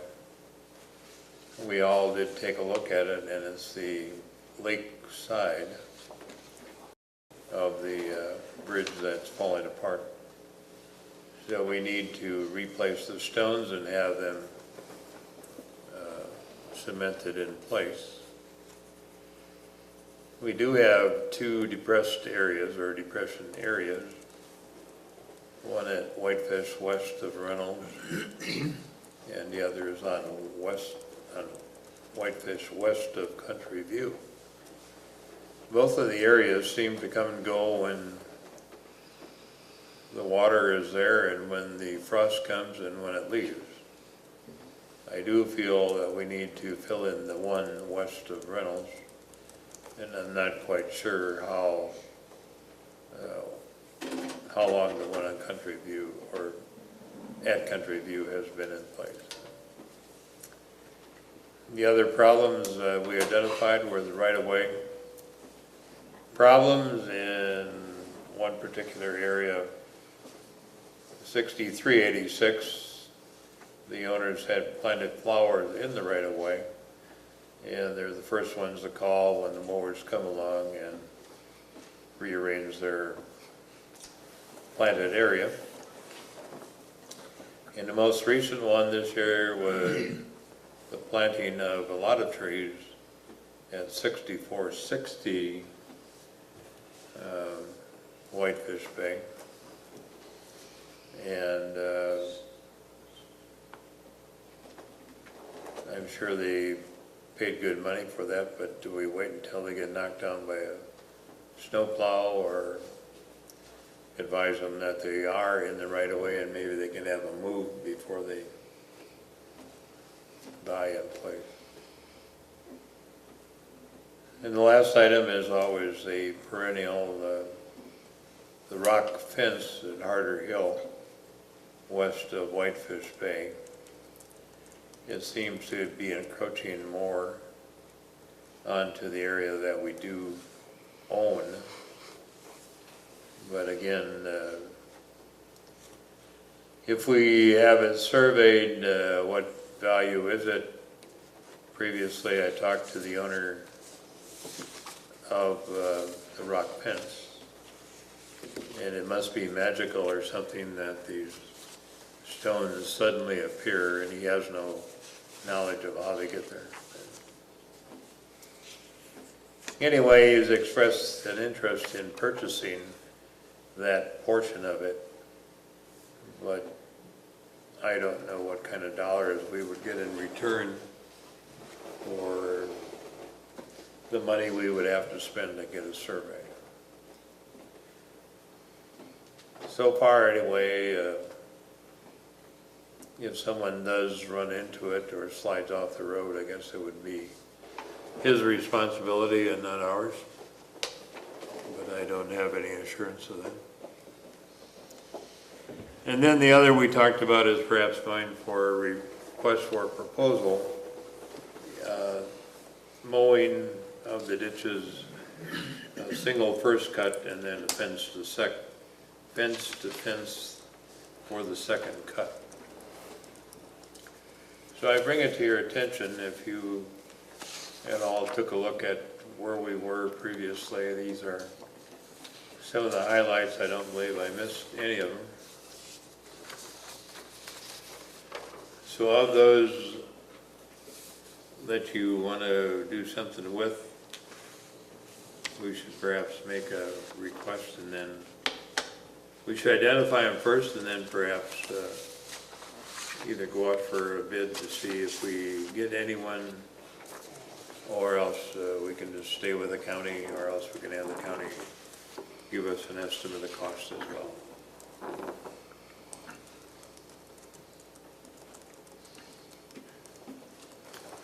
So I bring it to you, and then you don't have to all speak at one time, but it would be... If you take Harder to Bluff out, or Whitefish Bay rather, Harder to Bluff, you've got 2.94 miles of wedge and overlay, and we were talking, what, inch and a quarter? Yeah, right. .9 miles, I think previously, Linda, where were we at, 79, 74 on a mile? When we did 1.04 miles of forest last year, roughly $78,000. Wedge and overlay. Now, where do we sit? What's our allocated dollar? Is that We what- budgeted $175,000 for road construction. We've budgeted $10,000 for maintenance and repairs, such as potholes and things like that. We've budgeted $2,500 for sweeping, which we normally don't spend that much. Mowing, we have budgeted $9,000. We spent actually $8,500 last year, so we should be good within the $9,000.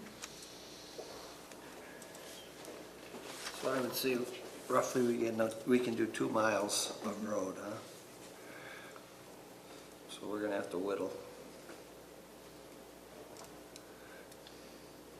Well, unless you wanted to do something other than a wedge and overlay.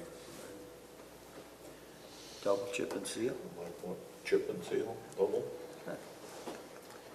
Well, we can get some estimates. We constantly get approached by others that want to do it. How long does the wedge and overlay last? Normally 15 to 20 years, depending on the average daily traffic. And what is the chip and seal? You're lucky to get 10, 8. And that's twice as much? No, half as much.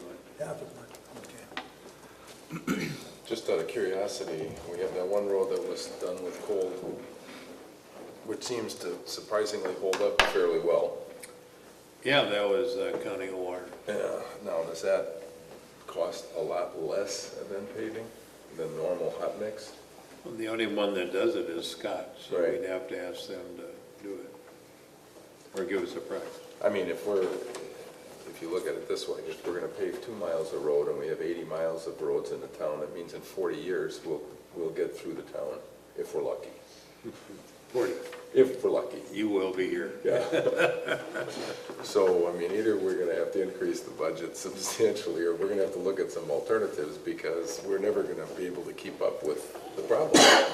So maybe the cold mix, might be a solution. I mean, that road, as long as I've been on the town board, every time we drive down it, the doggone thing stays intact. Yeah. So if it's less money, maybe we ought to investigate it, at least to see. Well, Linda takes it to work every day, so.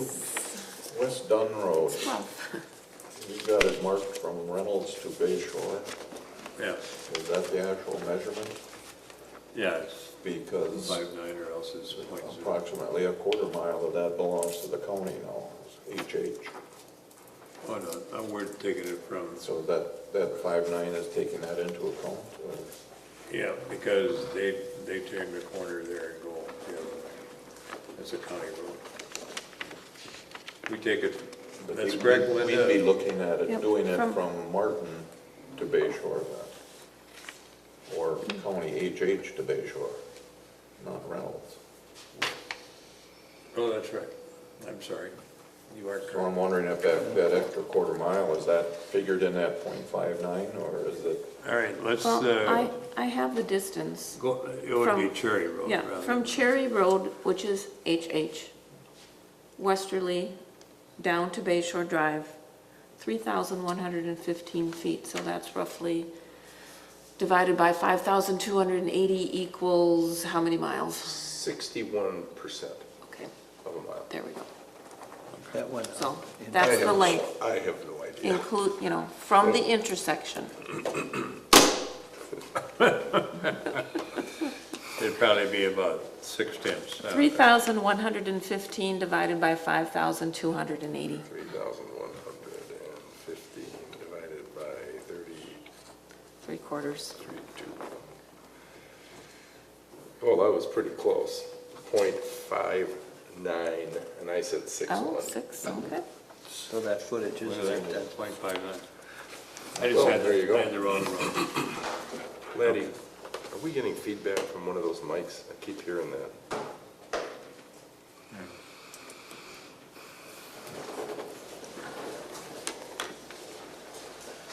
So we're back to the 0.59. So it should say Cherry Road instead of Reynolds. Yeah, we're still getting the We're still feedback. getting feedback. The,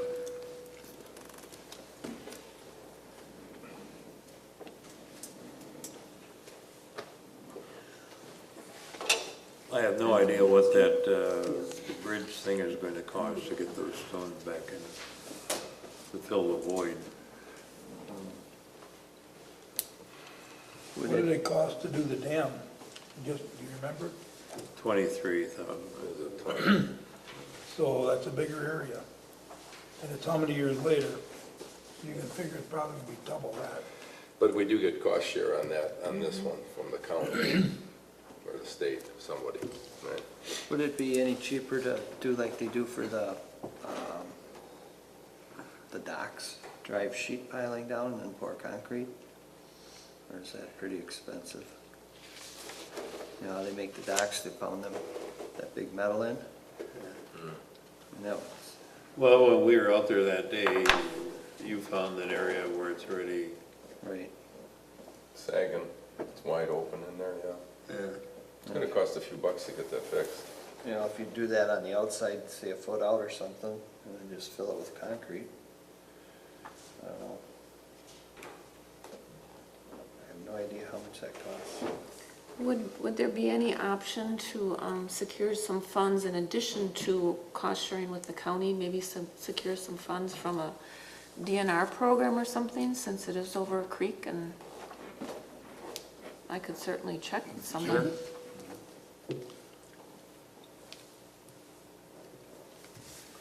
That's a good idea. Maybe our cost would be minimal then.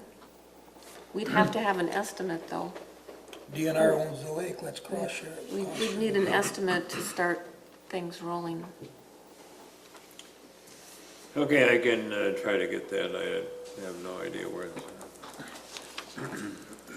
We're still getting the feedback, so. Yeah, I don't know where it's coming from. We need a better PA system. Rick, Get right on it. can't afford that, we gotta fix roads right now. Maybe that upper one is. All right, I think it's gone. Okay, what do you wanna do with this? You just wanna go to the county, you wanna go for a proposal, have it returned by the middle of June and have it accomplished before October? Sound right? I'd like to go for a proposal. All right, give me the roads. You want to do it just the way it shows there? That number 7, you can just cross out, that's, You took out 5 already too, correct? yeah, well, go take a look at it, I don't think it's really needed. I trust your opinion, let's just Well, take if it you out. add 5 back in, you're going to be over 3 miles. Right. Well, I'm not gonna add 5 in, so. So if we scratch out 5, I'd say we get an estimate on the rest of it and see where it is. See where We we can sit. always cut it off. Because they'll give you an estimate per road, correct? Correct. Well, it depends on what you ask for. Yeah, what you ask. I think we had an argument last year too, whether you ask for the estimate by tons of material or, you know, Oh, yeah. just Right. so many To inches and. specify Yeah, we cost wanna- of hot mix, to specify. Yeah, we had a great case of apples and oranges last year, so we don't want that. Okay.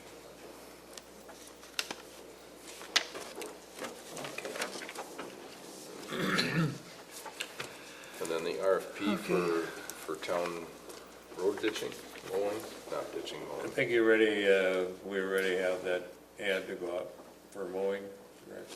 This is a draft. Okay. We have a new- um, Did That- you, was that- it included in the packet? Uh-huh. Okay. Back to the roads for a minute. Am I supposed to publish an ad, a request for bids? Well, we're trying to get Oh, a semblance of Okay. where we're gonna go with it,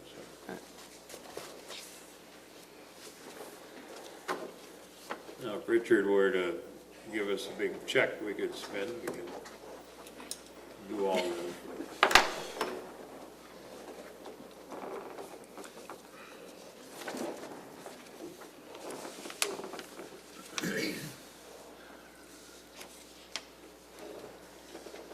Okay, are you all set then on Bechtel North? That's pretty near a mile anyway.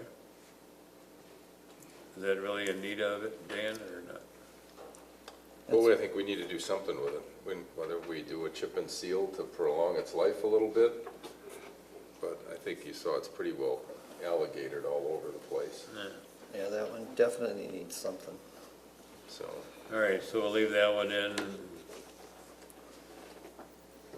Half mile on West Dunn from Cherry to Bay Shore, that makes more sense. Forest in the wetlands, either we do something or else we aren't gonna be able to keep it together.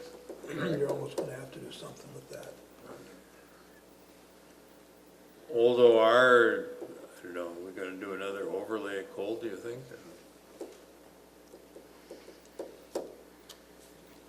Of course, who knows if they want to come up here for one road anyhow.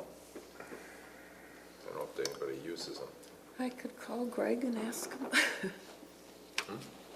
Greg from Scott. You know, if you fix the potholes there, you could probably get by with a chip and seal on that road. Seems to be in pretty good shape.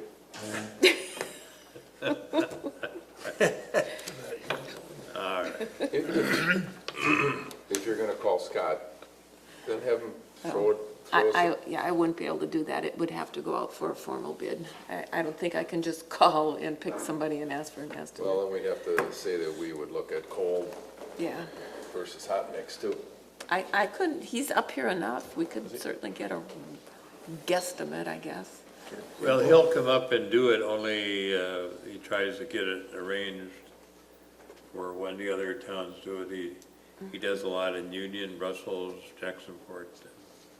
Well, maybe have him to give us include it as an option for Bechtel and see where we stand in terms of cost.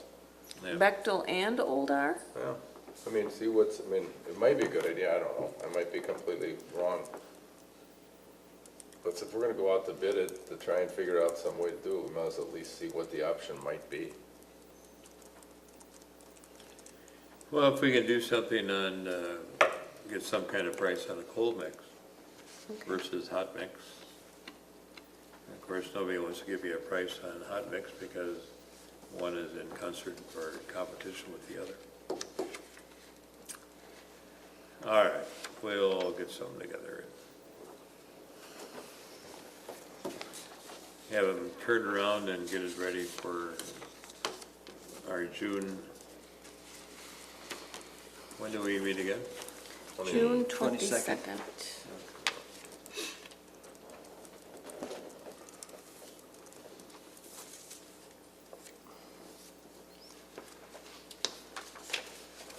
Same day as the border review.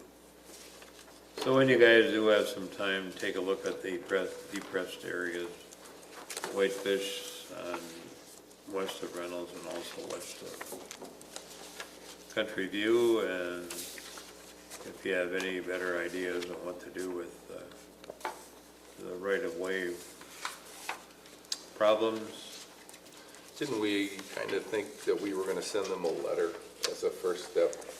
Actually, I did speak with the owners at 6460, the ones with the trees at the end of the cul-de-sac. Yep. She was very receptive and appreciated the call, and she said those trees were put in last fall and the snowplow did not harm them. And so I just said, well, they are quite close to the pavement and we wouldn't want you to lose your trees. And she says, well, I really appreciate this call. But they're staying. But so she's totally aware of the situation. Well, when we have a little more snow, the wing will come down and they'll be pushed back farther and they'll be gone. Well, she'll have trees that tilt nicely. Okay. Okay, let's drop down now to the mowing. Is that going to be something we're ready to go on? Has anybody approached us on this? No. We did some comparisons with Jacksonport, who uses an independent contractor. Of course, they have half the miles that we have. How did that go? And what was, Mr. Chairman, what was the amount that, do you recall the amount that I gave you for Jacksonport's? I don't recall. I have it in an email and I don't have it in front of me.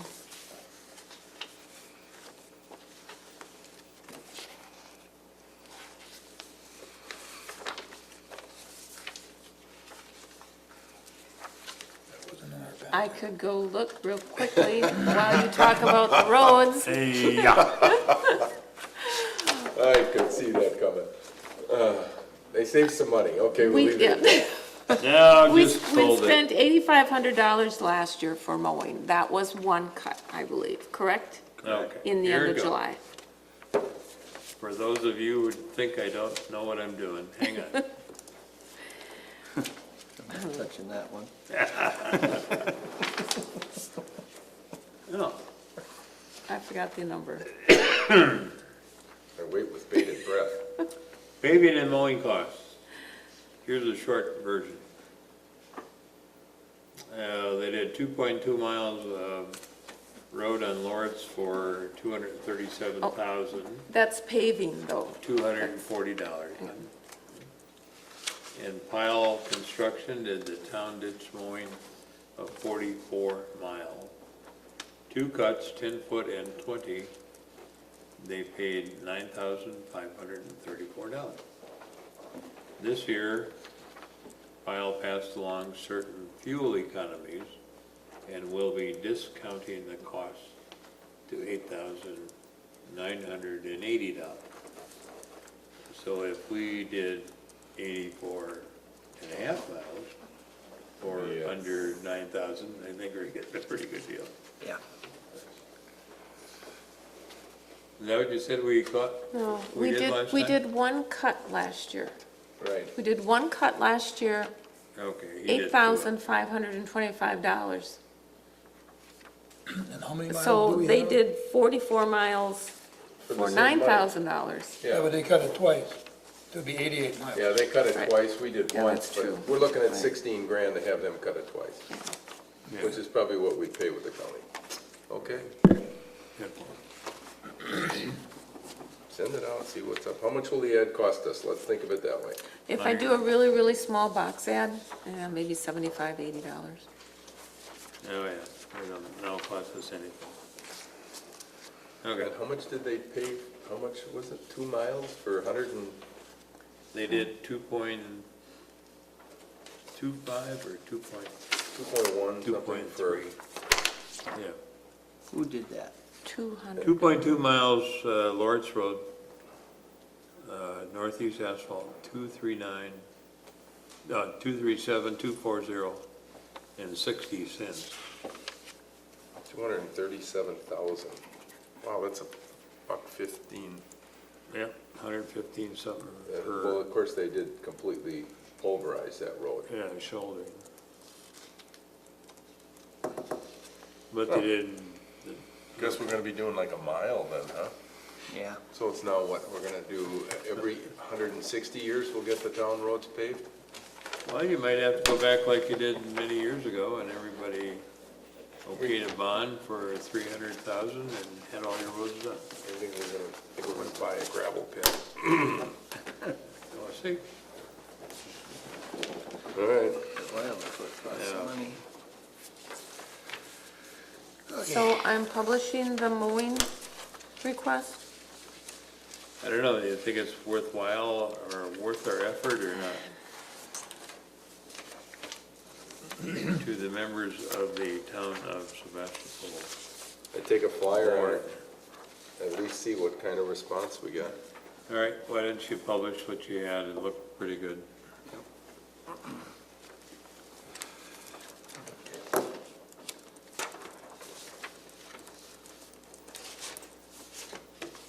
I'll get back to you on the ad for the roads. When are we gonna put that other one in? It could go in on Saturday. But you gotta do it on Wednesday or? My deadline would be Thursday noon for Saturdays. I could try, well, the deadline for Wednesday is already passed, so it'll have to be Saturday. No, I didn't, I thought it was Wednesday for Saturday. It's Thursday noon for Saturday. All right, we'll try that, see what happens. In the meantime, we'll call Scott and see what they can do differently. So basically, we have about 175, and if we can find more, we might have 10,000 more if we use our maintenance account.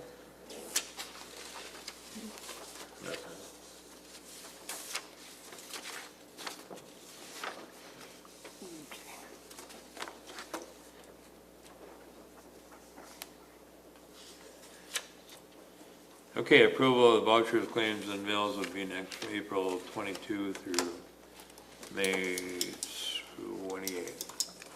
Move that we approve voucher bills and claims February 24th, 15 through April 21 of 15. Anybody agree with that? I'll second. Wait a minute, 15 or 16? 15 or 16, did he say? He said 15. Okay. 15. Yeah. But even then, it's okay. Okay. Questions or comments? All in favor, say aye. Aye. Opposed? It's carried. Resolutions in order. Excuse me, Mr. Chairman, we did correct that from April 22nd to May 18th. Yeah, that's what I gave you, Okay. because that's I what's on wasn't here. Okay, good. Yeah, you had February until April. Okay, resolution ordinances, board, commission, and committee appointments at your desk tonight is a new resolution. And you can see that fire and rescue still has an opening on page 2. Peg Channel now also has an opening because Miss Carlson Phillips no longer lives in Sevastopol town. Park and Rec would have one opening, Well, how many do you, set to 7 unless you wanted to get down to 5. well, we had, on the old one, we had 5 myself, Dan, Mark, Huey, and Bob. Now I see you, the new one you sent was, you put Dennis back on, you added 7. So you wanted What are you, 7. what are you reading from? One of the papers that I had here in front of me that I got in the Oh, packet. I guess I'm missing, I'm looking at the wrong thing, sorry. But I think if we, I mean, I guess so. it's up to you, but Sorry, I'm on the wrong page. How are you gonna whittle down to 7, I guess is what, right. and the reason why I went to 7, you had Ryan as a possible member. Yeah, he hasn't decided yet. Okay. So, see what? Has not decided yet. So you wanna stay with how many? Tony, Dan, Bob, you and Mark? And then you got 5. Yeah, I could do 5. Let's do 5. change it to 5. Okay? Yeah. We'll get this down then. But the, any of the other members of the town board are more than welcome to come, and I'll put your name on the concession stand work schedule. There you go. It would be you don't understand the pleasure you get out of giving little children suckers and all that sweet stuff before bedtime. And selling them 1 and giving 3 away, there you go. Right? Plan commission is at 7, that's a requirement of state statute. Mary Ellen Ramsack is the newest member, John, and Victoria is in a alternate position. Okay? Does Victoria know about that? Or did Mary Ellen said she wanted to be on? Yeah, I talked to Okay. both of them. Okay. And if Victoria needs to come back sooner, I think Mary Ellen's just gonna step aside and let her do it. Property management is the same, and the rest of it is pretty much the same. Fire marshal is the most recent is, do I have that correct? Nell Welsing, is that with 2 L's or 1? I believe it's 2. Anyway, I talked to her and she's in agreement. Could we have the weed commissioner come and give us a presentation at our next meeting? Well, I talked to him, and the way he hobbles around with his 2 wooden legs, I don't know if he can do that. I don't even know who the guy is. Jack Weber? Yeah. I know. He's a character. I mean, it was just. He hasn't, I told him the pay would be equal to last year. Oh, well, in We that didn't case, pay him anything. Yeah. if So- he's happy, I'm happy. Okay, so if you have anybody who wants to be on the cable channel, the 986 infamous Laddie Chapman videographer, might be interesting to find out who is out there. So one more time, I'll bring it back next month, how's that? Good. We bring it back till next April. We won't have to. The only fill it. question I have is about Nell. Is her last name Welsing or Shortner? I don't know, I took a chance on Wilson. Okay, I'm not sure on that either. I'll find out for you. What do you know? I'll check to be sure. What? I'll check to be sure if you like. All right. I can check in the morning. I'll check too. Yeah, but I went to see her, she knew all about it. Well, yeah, I told her. I told Patty he was fired. Oh, thank you a lot. It's easy, man. Things easy for us. Just shut the camera off. Just remember that there was a reason for doing it that way. Yes, there was. I explained the reason. In reality, you could go back to the resolution that was in the packet, which was the correct one in the first place. We could vote on it tonight. Which one was the one, no? I mean, in the packet. Now, it didn't have Phillips or Turner on it. Okay. All right. We'll get it all politically correct. Driveway and town highway access permit. Yeah, we were gonna try to get something together. Our problem was that we didn't receive everything in time. And we're going to implement a driveway permit with a cost and also a penalty in the event that you don't comply. Reason being that we have them showing up all over, and I think Egg Harbor was the last one. They have a $30 fee and an early start penalty of $150 in the event that you don't have your permit. Makes sense to me. I would think that we could even make it a little better. You don't get your building permit if you don't prove that you've already got your driveway permit. You have to have your zoning permit, you get your driveway permit, and all this goes together. Yeah, we could have before the the permit is, final permit. is building issued. inspector become our driveway permit. We need to start having, Gibraltar and, I'll have you do driveway permits. Really? Let's do it. we need to start having some discussion with the county, though. They issue these zoning permits, and people take off and start doing things before the rest of the project has been taken care of, you know. Yeah. We run into these problems now. Just like we're looking at these secondary dwellings and that, if they would say before you get that permit, you have to prove that the building is up to code and, you know, or get the permits to bring it up to code before those permits or county permits are issued. I think that would save us a lot of trouble. Bet you thought you were going to. Okay. All right, we'll bring that one back. The information at your desk tonight came from Egg Harbor Town. We'll try to get that together.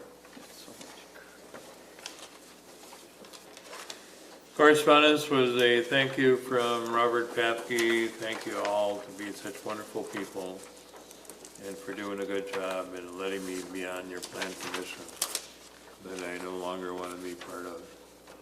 Which I made one meeting.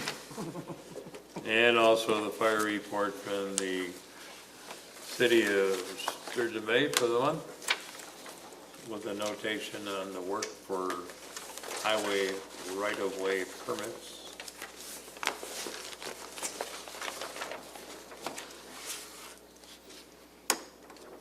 That information that you gave me as far as those possible monies from assistance with the construction costs. I could not I make thought I heads saw or something tails in out there of that. interestingly about bridges. Yeah. Design costs, 20,000, the actual construction at 22. Yeah. Yeah. Might have to be in an urban environment. Yeah. Okay, the announcements are open book for 2015 is Friday, May 29, 10 a.m. here at the Town Hall. Board of Review Monday, June 22 at 1 p.m.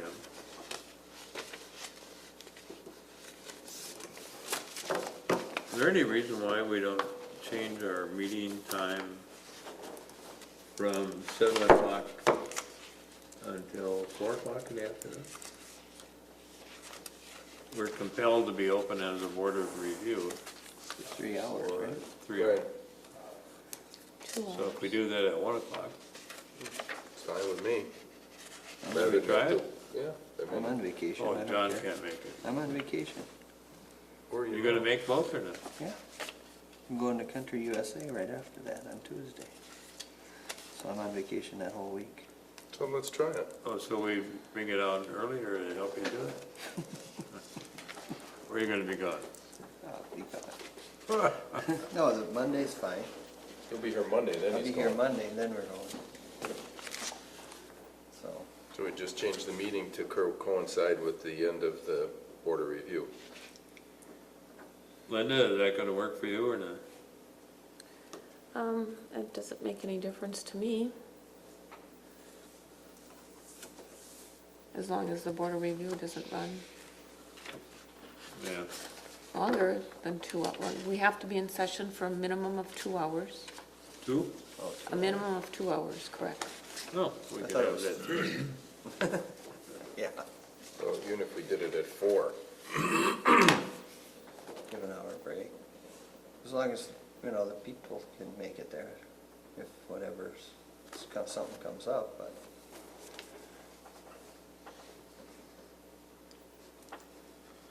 Well, why don't we set it for, is 3 o'clock okay with anybody? Tony, are you gonna be done constructing by 3 PM? I can be. well, he's gotta go through the board of review. Yeah, it's gotta be You gotta done by be- 1 o'clock. You gotta be here at 1 o'clock. We're all here for that. Is that Yeah. what you're Yeah, saying? 1 o'clock. Yeah, what time are we gonna do it? 1 o'clock or 3 o'clock? No, 1 o'clock No, is the board of started at 1. review Okay, starts at 1. okay, But we're talking about moving the Yeah, town that's- board meeting up. that's fine. To 3 o'clock. I'll ask Mary Ellen if I can take off. Billable hours, you know. Billable hours. Just ask Mary Ellen, she'll come pick you up after dark. Yeah, I'm not, we haven't started taking appointments yet. For the June board meeting, one of the agenda items, if you go out for bid, would we have a bunch of contractors waiting if perchance the board of review went longer?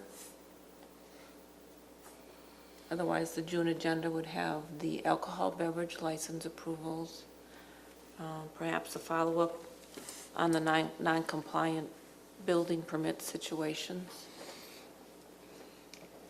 mowing. If we move it to 4 o'clock, that would give us adequate time, and if, the way the agenda goes, it'd be 5 o'clock before you get in there, hardly anything anyhow. I don't know, I don't care. It doesn't matter to me How at long all. do they usually take? The board of review? Yeah. Depends how many objections we have. Sometimes we have none, and Well, you still we gotta be here for. have the Well, attorney you know what here. I'm saying is, One night we went till almost 1 o'clock. It was oh, 12 to really? 12 So if we start at 4, that as I Tom say, we German start at missed. 4 and you've got people sitting there, do you stop for the meeting and then start up after the meeting? Oh, the board of review goes till it's over. They're both are closed. I wouldn't expect that we'd have a lot of issues at board review. The notices of assessment changes, if your assessment changed, you should have gotten a notice on Friday or Saturday.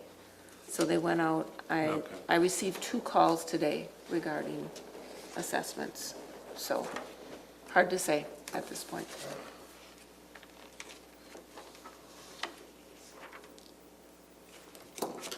Well, you have to post it ahead of time. By then, we'd have some clue as to how many people are potentially going to show, right?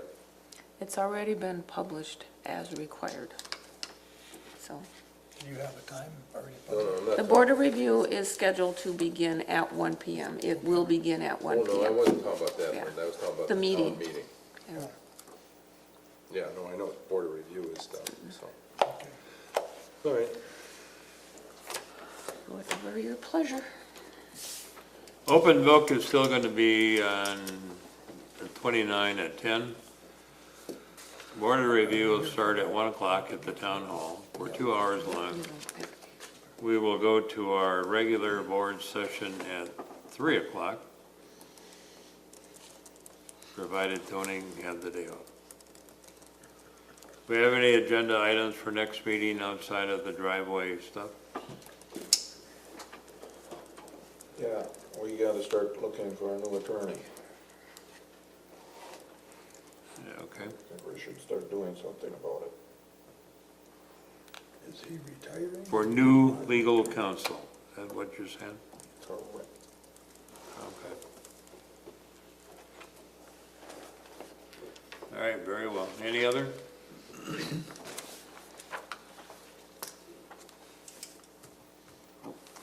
No other business to be transacted, a motion will be ordered to adjourn. So moved. Second.